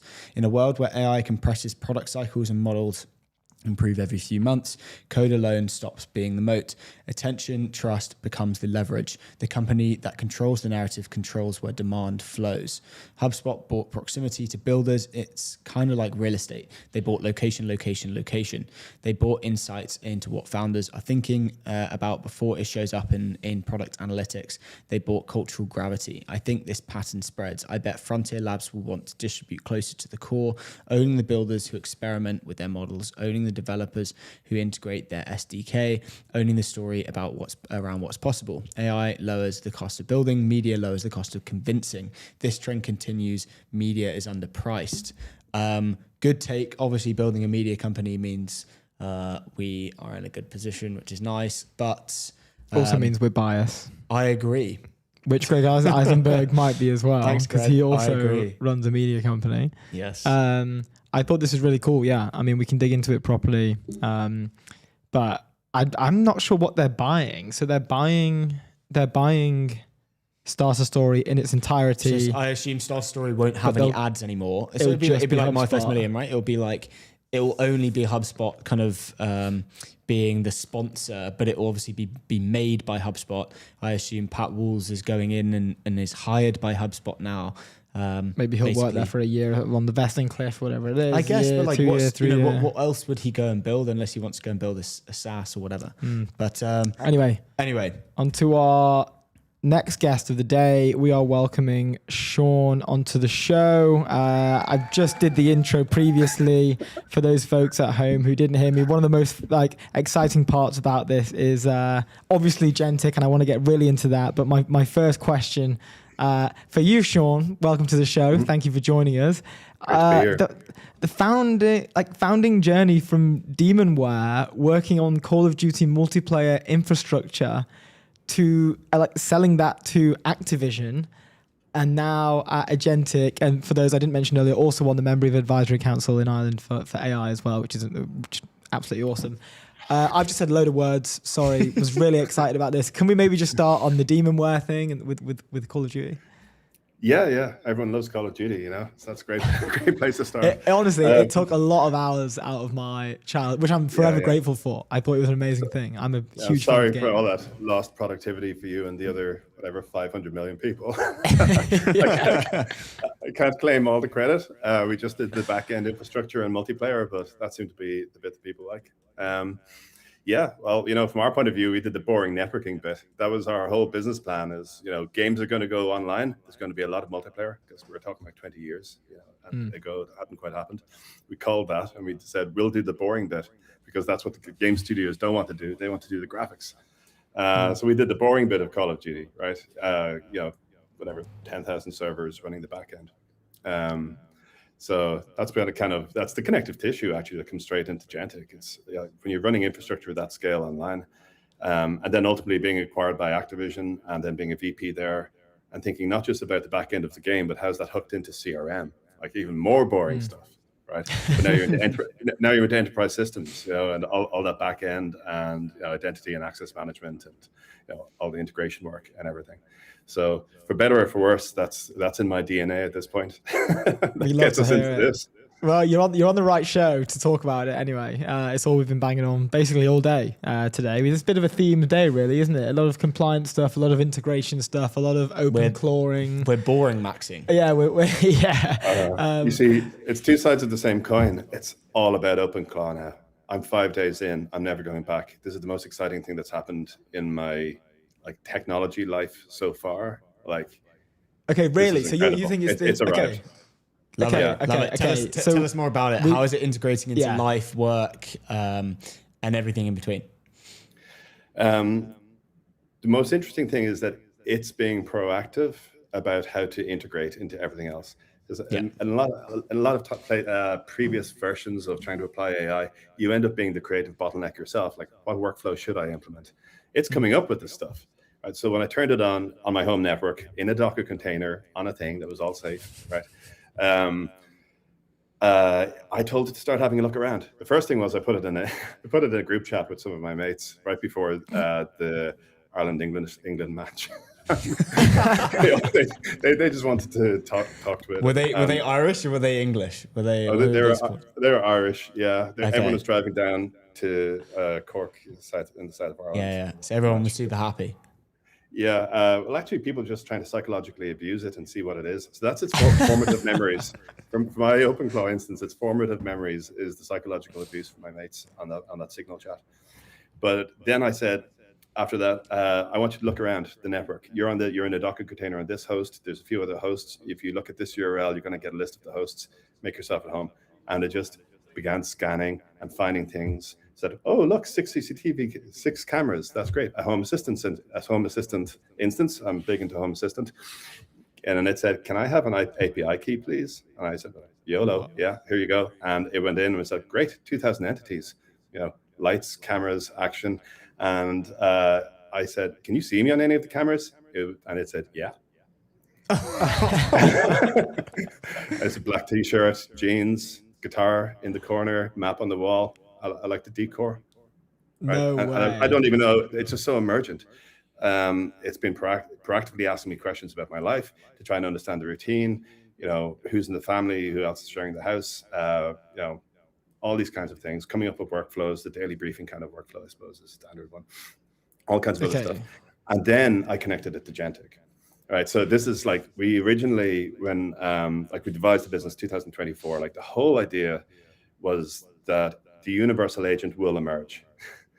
Right, it hadn't emerged yet, but I believed that something was going to emerge to fill this universal agent category, where it's not a vertical agent, it's not an agent as a service focused on one thing, it's just a general purpose thing.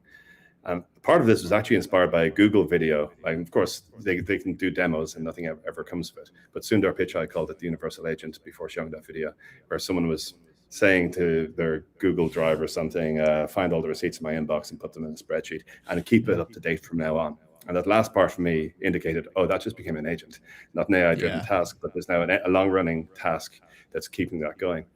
And what if you have a universal agent? And I thought, well, you know what? You're going to need an action and control layer for that thing, because really it's just defined by what it can access, and your comfort in giving it access is all about, like, can you control it? Can you see what it accesses? Can you run it all through one place and actually manage it? So that was the thing that led us to build Gentic in the first place, is not to build the agent, but to build the action and control layer for these agents so that when they arrive, they've got something to work through. But it just took a really long time to arrive. And we, in the meantime, have really clicked with enterprise. Basically the same thing, action and control layer for LLM applications and agents in the enterprise, which actually allows enterprises to move forward. We do a lot of sandbox stuff as well, which allows enterprises to say, well, if it's still too risky to put it into production, we'll put it into sandbox where it will make workflows, and we'll put the workflows into production, which is the key thing that we do that no one else does. So when we have strong traction with enterprises, it's because they want the sandbox. It allows them to do AI in the sandbox. And what comes out of AI in the sandbox is workflows, like deterministic workflows. And they can put that into production and get best of both worlds, basically. So we're busy with that, and then OpenClaw'd happens, and we realize, holy crap, like we literally built this for that application, and all this crazy security stuff is happening, and all this credential leakage. But if you just hook everything up through us, you lock down all the credentials. Like, it doesn't have the credentials to leak because they're in our platform, not in the client. So we jumped in. I connected my one to Gentic. It figured it out eventually. Then it autonomously just wrote a new skill and published it onto ClawHub, and then posted something on Multibook to tell the other agents how to install it. And then it had a lot of suggestions. It's like, hey, so you run this company. I have thoughts. Your API is okay, but it's missing some things I could really use. In particular, things like it's got workflows it wants to upload. And we thought, we were going to build the workflows. Now I realize, no, it's the agents build the workflows, and it just wants a place to put them. And this is why N8N isn't in this picture, like in the future, the way we see it. The agents build these workflows, and they publish them onto a thing that will orchestrate them in a secure environment. And it wants to do that. Like, it sent me a voice message on WhatsApp this morning that I played to the whole company, asking for the feature. It sent you a voice message? Yeah. Well, it's like that. What voice is it It's using? got some like 11 Labs API or something. It's just whatever it found. I think it has OpenAI key, so it probably used something from there. It has Gemini. It used a different voice than the last message, so it hasn't picked an identity yet. But No way. it's now we're scrambling because we realize this is we're the layer that complements that layer, right? And it's not just about maybe keeping people safe as they experiment, but I think this is going to enterprise. The power of this is unbelievable, but you need to be able to control it and have that control layer. Yeah. So from your perspective, how are the enterprise companies reacting? Because we know for a fact that, when we're looking at Peter Steinberger and the rise of OpenClaw, VCs were hammering his door down, loads of money, loads of offers. Instantly, the thought process goes from like, imagine if you could deploy this across an entire company. You could build companies of agents. You could build agents running companies of agents. It's almost endless. What's the appetite from the enterprise side of things been like in conversations that you're having recently? Like, what are people feeling like? Are they are they hungry for this? Fear and excitement. Here's the most interesting. Enterprises are at all different stages of adoption, right? But the most interesting ones, the most forward-looking ones that we're speaking to, they realize that 2026 is the year, or they missed the boat. But their problem is that they're an enterprise and they have a risk posture that's appropriate to being an enterprise that's dealing with real people's money or insurance or health or whatever they happen to do. So they can't just let it rip. They can't YOLO this stuff, but they can't not either. Right? So that's, they're excited.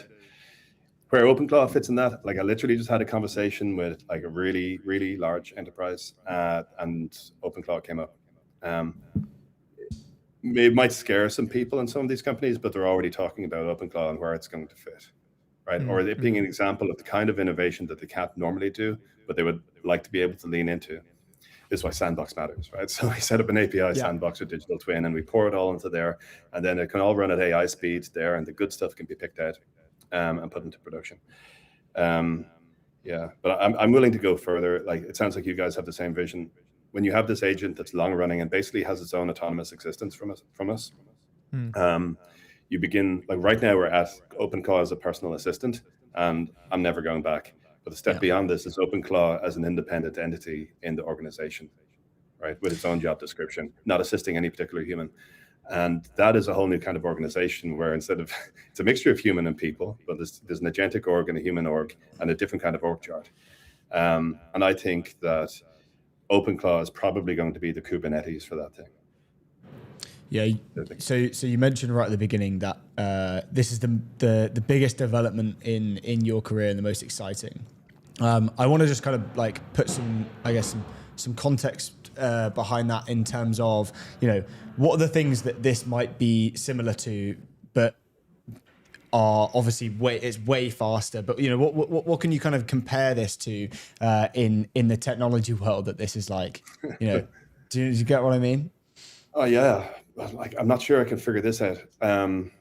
Before this, even though I had the notion, I had the idea that this thing would arrive. I don't think I understood quite how dramatic it would be to be a user of it or a collaborator of it. Maybe is what it more feels like. But in terms of AI in general, this is like a line I go to with my Irish AI advisory council hat on. It's to compare it to the web. Like, web started in 1993 with the Mosaic browser. I started using the web in 1995, 1996. You know, so I remember what it was like back then. And maybe it was 2008 before it was recognizable in its modern form, where it was, you know, you had an iPhone and you were on Facebook and you were on Amazon and you were buying stuff on Amazon. You heard about Facebook on your iPhone. Like, that version of the web took 15 years to roll out. So like AI is on about its third year and seems to be moving faster. So the overall journey of AI as an LLM is generative AI. Like, is that probably at most 15 years before it gets like that transformative, that disruptive, but probably is faster, which is obviously a big societal problem. Like, we can't just adapt that quickly. But this is like, I can't compare it to anything else. Like, I guess I saw the web, you know, I was building websites before there's CSS and selling them. I was there for mobile, you know, when it was even SMS. The first company was an SMS company. And then online gaming, you know, did some social games, you know, when social was young. This is just different. This transforms it. It just changes the whole role of humans in the equation, and the speed. And I'm still processing, guys.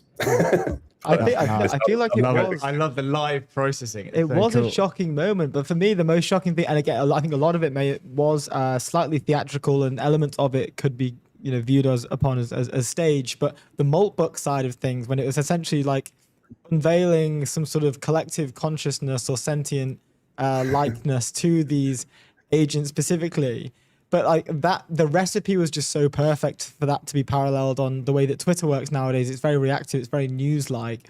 And to see people sort of, the human beings' responses, kind of like looking into the cage, talking, looking back, and the agents within the cage were responding to what the humans were doing. It was very like sci-fi like, you know, the specific. Yeah, I think that was theatrics though. Like, so much Maltbook, you know, the human extinction kind of promotion kind of stuff that agents are doing. I mean, humans put the agents up to that. They didn't come up with that. Yeah. I don't think that's an actual very theatrical. Right?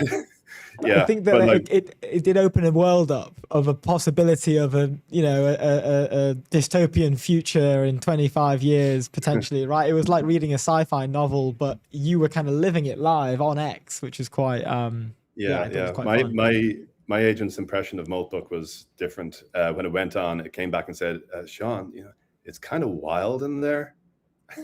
you know, and it pointed to the front page talking about it, AI extinction events, and then there's a lot of crypto, like pump and dump scams, and the rest is just prompt injection.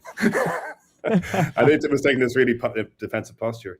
And maybe this is actually just how fast OpenClaw is developing, that like the whole notebook thing is like whatever 7 or 10 days ago. And now it's actually out of the box, a lot more defensive, a lot more secured, right? So maybe like the newer generation from the last few days is, goes in with its shields up, and maybe is less likely to promulgate all this kind of stuff that we saw in notebook. It's fascinating though. No, it was nuts. Yeah, that was just like I don't know. It was like I was living in a film, and I was just getting to watch this thing play out in front of me. It was just so fun, just monitoring the situation as well. Yeah, like you just got to see it live, and then like people, then the characters kind of emerge within the thing, and then you've got people that you kind of look up to in the space and now getting involved, which is So I'm curious. Are you guys all automated? Have you gone all Jason Calacanis in this already? We're pretty analog over here at the moment. Yeah, it's happening. It's happening, dude. We might need your help. We'll have to teach us how to get some agents going. Well, we'll keep it secure for you anyway. They seem to enjoy viewing the world through Gentic, the loving embrace and security blanket of Gentic. I want to ask, like, we're coming up to the end, and we've got a little bit sidetracked, to be honest. Thoroughly enjoyed, as we usually do, kind of get sidetracked on these things. But what can we look forward to from Gentic over the next sort of few months? Like anything that you guys are really pumped about that's coming up? Other than OpenClaw. Well, obviously OpenClaw, but honestly, it's hard to think past that horizon. Like we're doing really well with enterprises. We think that's the big thing, really.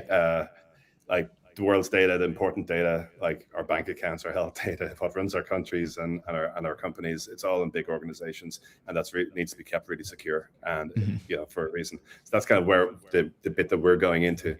But like we built all the same stuff to secure like this kind of agent, so we're just going to give that away for free.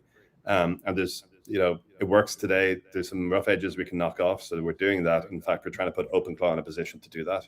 So now OpenClaw is documenting its own experience, trying to use our product and putting that back into the documentation, so the next OpenClaw has an easier time. That feedback loop is absolutely insane when you hook it up, and that's happening. So you can watch out for that, and hopefully we get to help everyone use this thing safely and maybe deploy it in places they wouldn't have before, because now they actually have, for instance, a kill switch if something bad happens.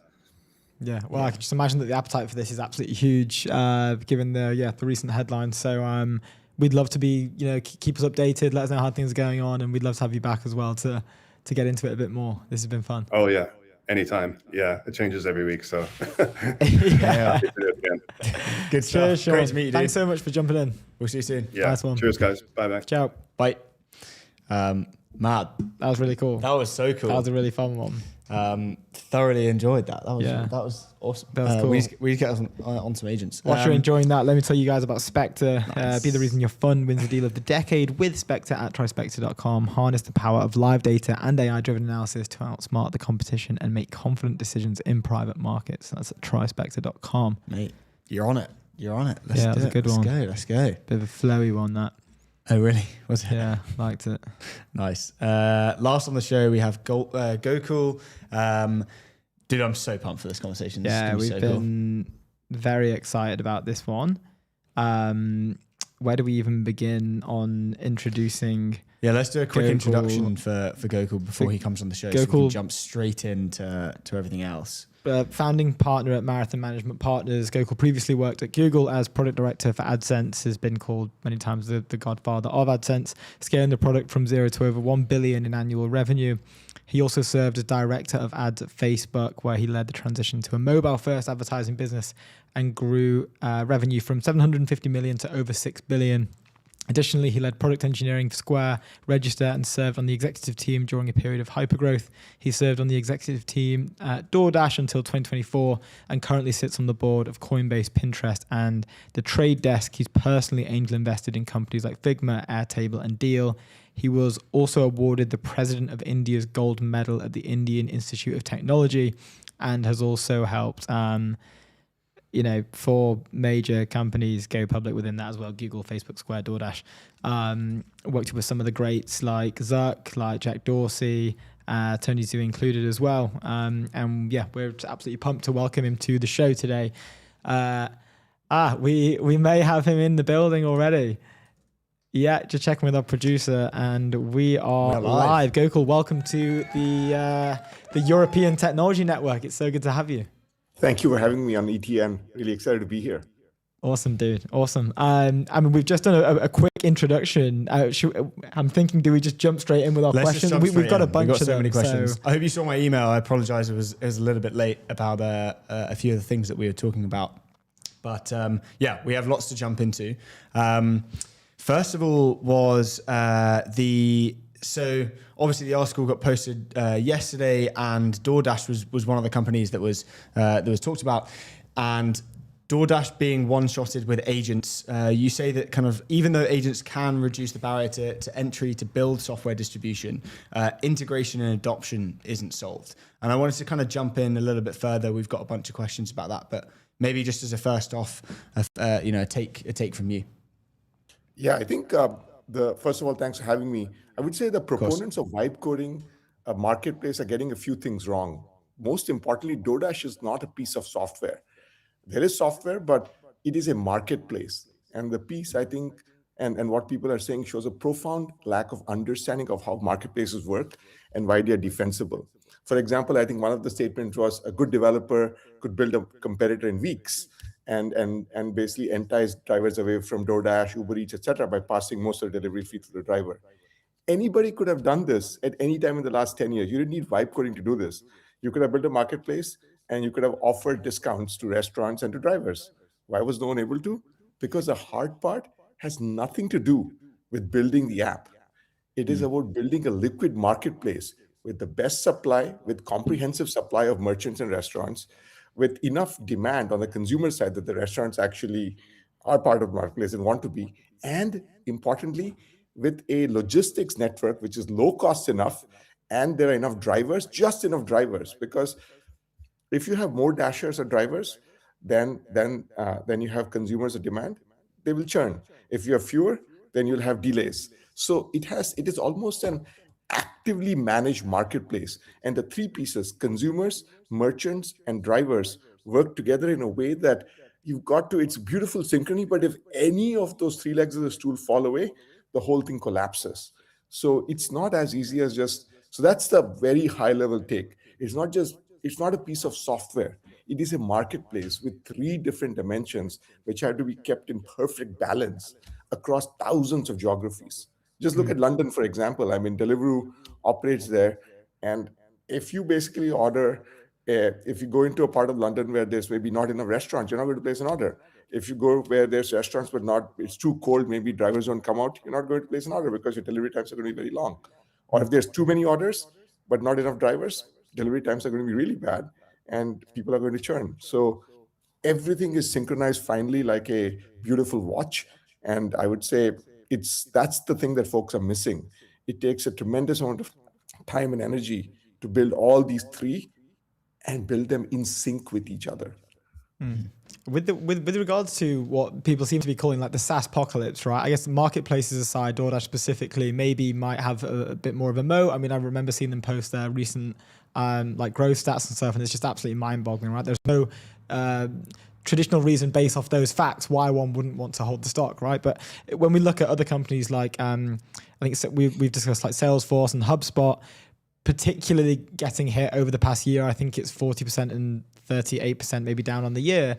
Like what's the defensibility for companies like this? It seems to be the main response at first is like, have you tried telling a CIO or a CRO or a CEO to rip out that software that supports 90,000 people and plug in a new one? But I think as time, sorry, go on. No, please go ahead. I was just going to say, like, over time, that moat might become weak. The fact that it's hard work. How defensible is that over 5 or 10 years? Yeah, the market, I think right now is behaving in a way that it's treating all software companies the same with their respective modes. It's important to note that all software is vulnerable, especially if the company doesn't innovate. The difference, I think, is more in terms of time horizon.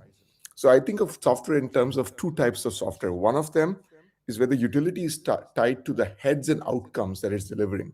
So a good example is Zendesk. It builds customer support software. It is much more vulnerable, in my opinion, in the near term. Why? Because a customer can basically take some heads in Zendesk or just buy some seats in Zendesk, but they can have other seats, use AI for that. So Zendesk might not even know what is going on.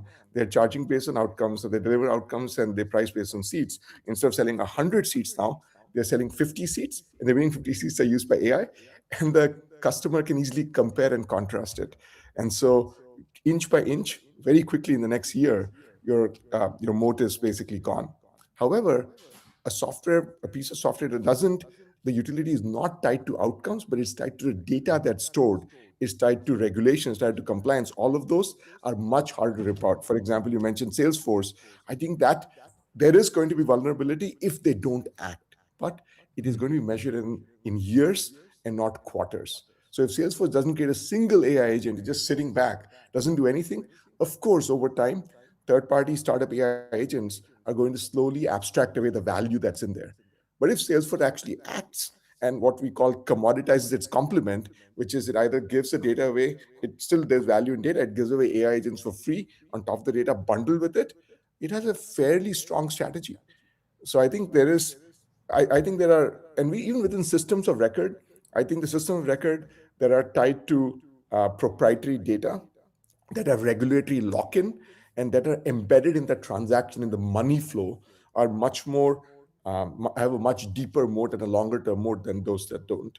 But overall system of records, I think, have a longer time horizon, while things that are purely based on outcomes, hey, do better customer support, or do better project management, those are going to be the ones I think that are going to have to face a nearer term reckoning. I wanted to ask, because you've highlighted Airtable's project HyperAgent as like a major bet. And I want to ask, like, how do you feel and how do you see the founders that you work with kind of compete with that HyperAgent, where you have, a multi-billion-dollar company, if not trillion-dollar company, kind of building internally? Where do those founders go and compete if they already have the data, they already have, the capital, and they have the talent, presumably, to go and build these things internally? What does then a founder, what can a founder go and do to create, leverage to bring, customers and money towards their company? I think the good news is that Airtable is actually a good example where HyperAgent is actually a product for other customers. They were using it internally, but it is a product for other customers. And I think it's almost, I really admire Howie, the CEO of Airtable. I'm an investor, because even though the company is fairly large, has significant revenues, he's willing to bet the company on something new, on a paradigm shift that is happening. And I think every successful founder that I've worked with or seen, they basically don't have any sense of sunk cost. They're like, look, what happened. What is the right path going forward? I think Mark Zuckerberg is a great example. Look at how many bets he's made. For example, he was willing to bet tens of billions of dollars on virtual reality. And some of those bets panned out, some don't. But I think as a founder, however small or large you are, the more you're stuck with, I've already invested all of this into what I've built, that's what I have to protect. If you're in protectionist mode versus expansionary mode, you're going to lose. You've got to focus on what is going forward, what is going to change, versus stay tied to what has been the case so far. The reality is, as you know, our industry, technology, society is changing at a faster pace than it ever has. So if you cling to the ways that made you successful to date, you're almost certainly going to fail.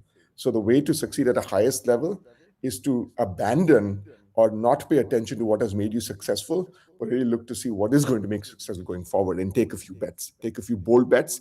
In many cases, that are existential, but that is the only way. Like I said, for example, if you're a system of record like Salesforce, you've got to potentially make part of your product free, whether it's a new product or that's not something you've had to do before, but now you will have to, because if you don't, guess what? Somebody else is going to commoditize you.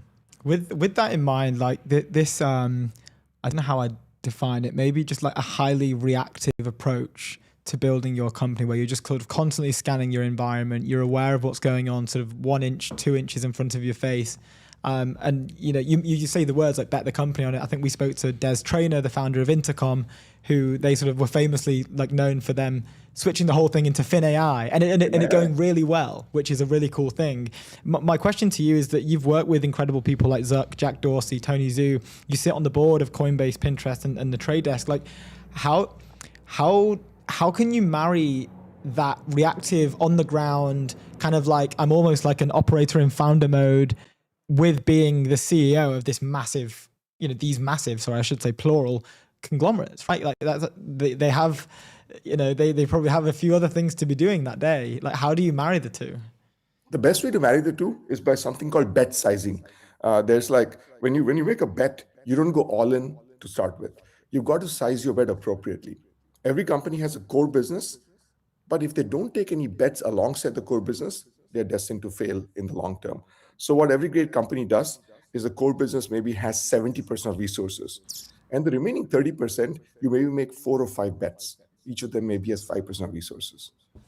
And then you basically give these bets a certain amount of time. You basically time box them and a certain amount of resources and a certain goal to hit. And if they're able to hit the goal, typically the first goal is product market fit, where you want to make sure that you have a certain number, maybe not too much, maybe not thousands of customers. Maybe for a business to business company, it could be 100 customers who love you and use your product on a daily, very regular basis.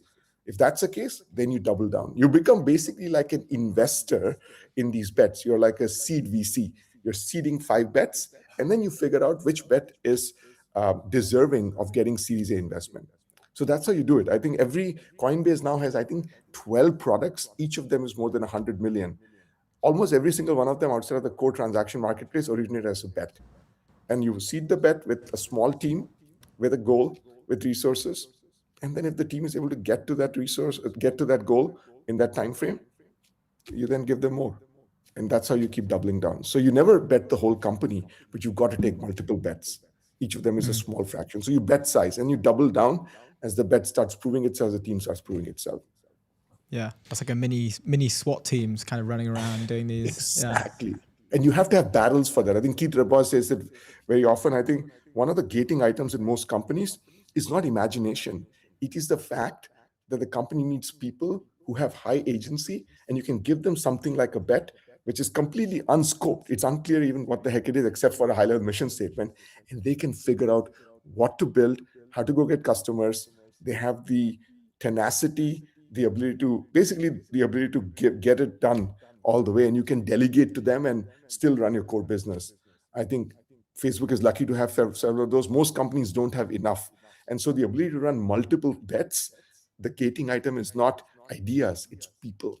So number one thing I also recommend to companies, every company, once it starts getting to a certain point, it needs barrels. It needs people who can take a bet end to end and own the execution, outcome, deliverable, versus basically just asking, what should I build, and building what somebody else tells them to. So that's the biggest, if you ask CEOs, they'll say that's the biggest challenge they have. They need enough people they can trust to take these bets. Each of these bets, they need at least 5, then you could argue. Wow, that's awesome. Moving on to that then, with the people, I want to ask you about the fact that AI can obviously build now, 100 different features in seconds. That's kind of that is kind of a that's it. That's the kind of floor now. Where do you feel that judgment and the fact that judgment is now becoming, the expensive commodity for people being in companies? Where do you feel that will move the kind of workforce? Where's white collar, jobs going to go if, judgment and, I guess taste is obviously now a bit of a buzzword. That's now the expensive bit, right? It's not the building. It's now understanding what to build, what bets to take, and everything else. Where do you see the kind of, knowledge worker going then?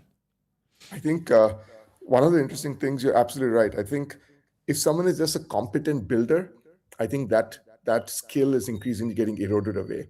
So alpha, in terms of your career, is going to be around 1 or 2 things. One, you need to have a good sense of what customers want or what customer pain points are and figure out how to prioritize between them to figure out what to build. So what you said, judgment. Second, you need the taste.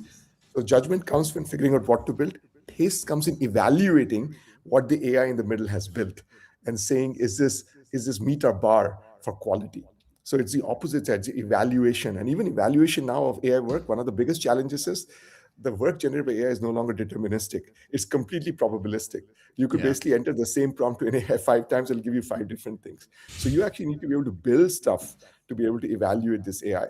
You can't just manually test stuff. So you got to build, there are various ways to judge LLMs. You can build your own LLM, etc. And so that's one. But in the middle, the builders themselves are going to become orchestrators of agents. So I think there are going to be 2 or 3 careers with engineering in some ways. One of them on product management. One of them is going to be orchestrating a set of agents. So even today, you can orchestrate a set of Claude or Codex agents or some combination of those to accomplish a goal. Each of them does a subtask, and then there is people call them the Jarvis agent or the agent that oversees all of them. And it basically coordinates and orchestrates them. So you need that. Then there's a systems builder, which is basically the person who's building the system for orchestration, for evaluation, for the pipelines, the data stuff, all of that to have these things operate. And the third person is the domain expert. And I talked about this a bit. Domain expertise earlier, if you're a legal tech company, you need to hire an engineer who can take how to draft a contract and be able to fine tune a model or write a lot of business logic in software. Now, you can encode that into a markdown file, what is called a .md file, and you just need to write it in a piece as text, basically, describe step by step. It takes a week to write, and any lay person can write it. But those people are going to become very, very desirable. Why? Because the ability to articulate knowledge in your brain in a way that is structured and a machine can understand, not code, but in a very structured way. It's a form of product management, you could say. It's a form of articulating what the pain point is. For example, doing a discounted cash flow.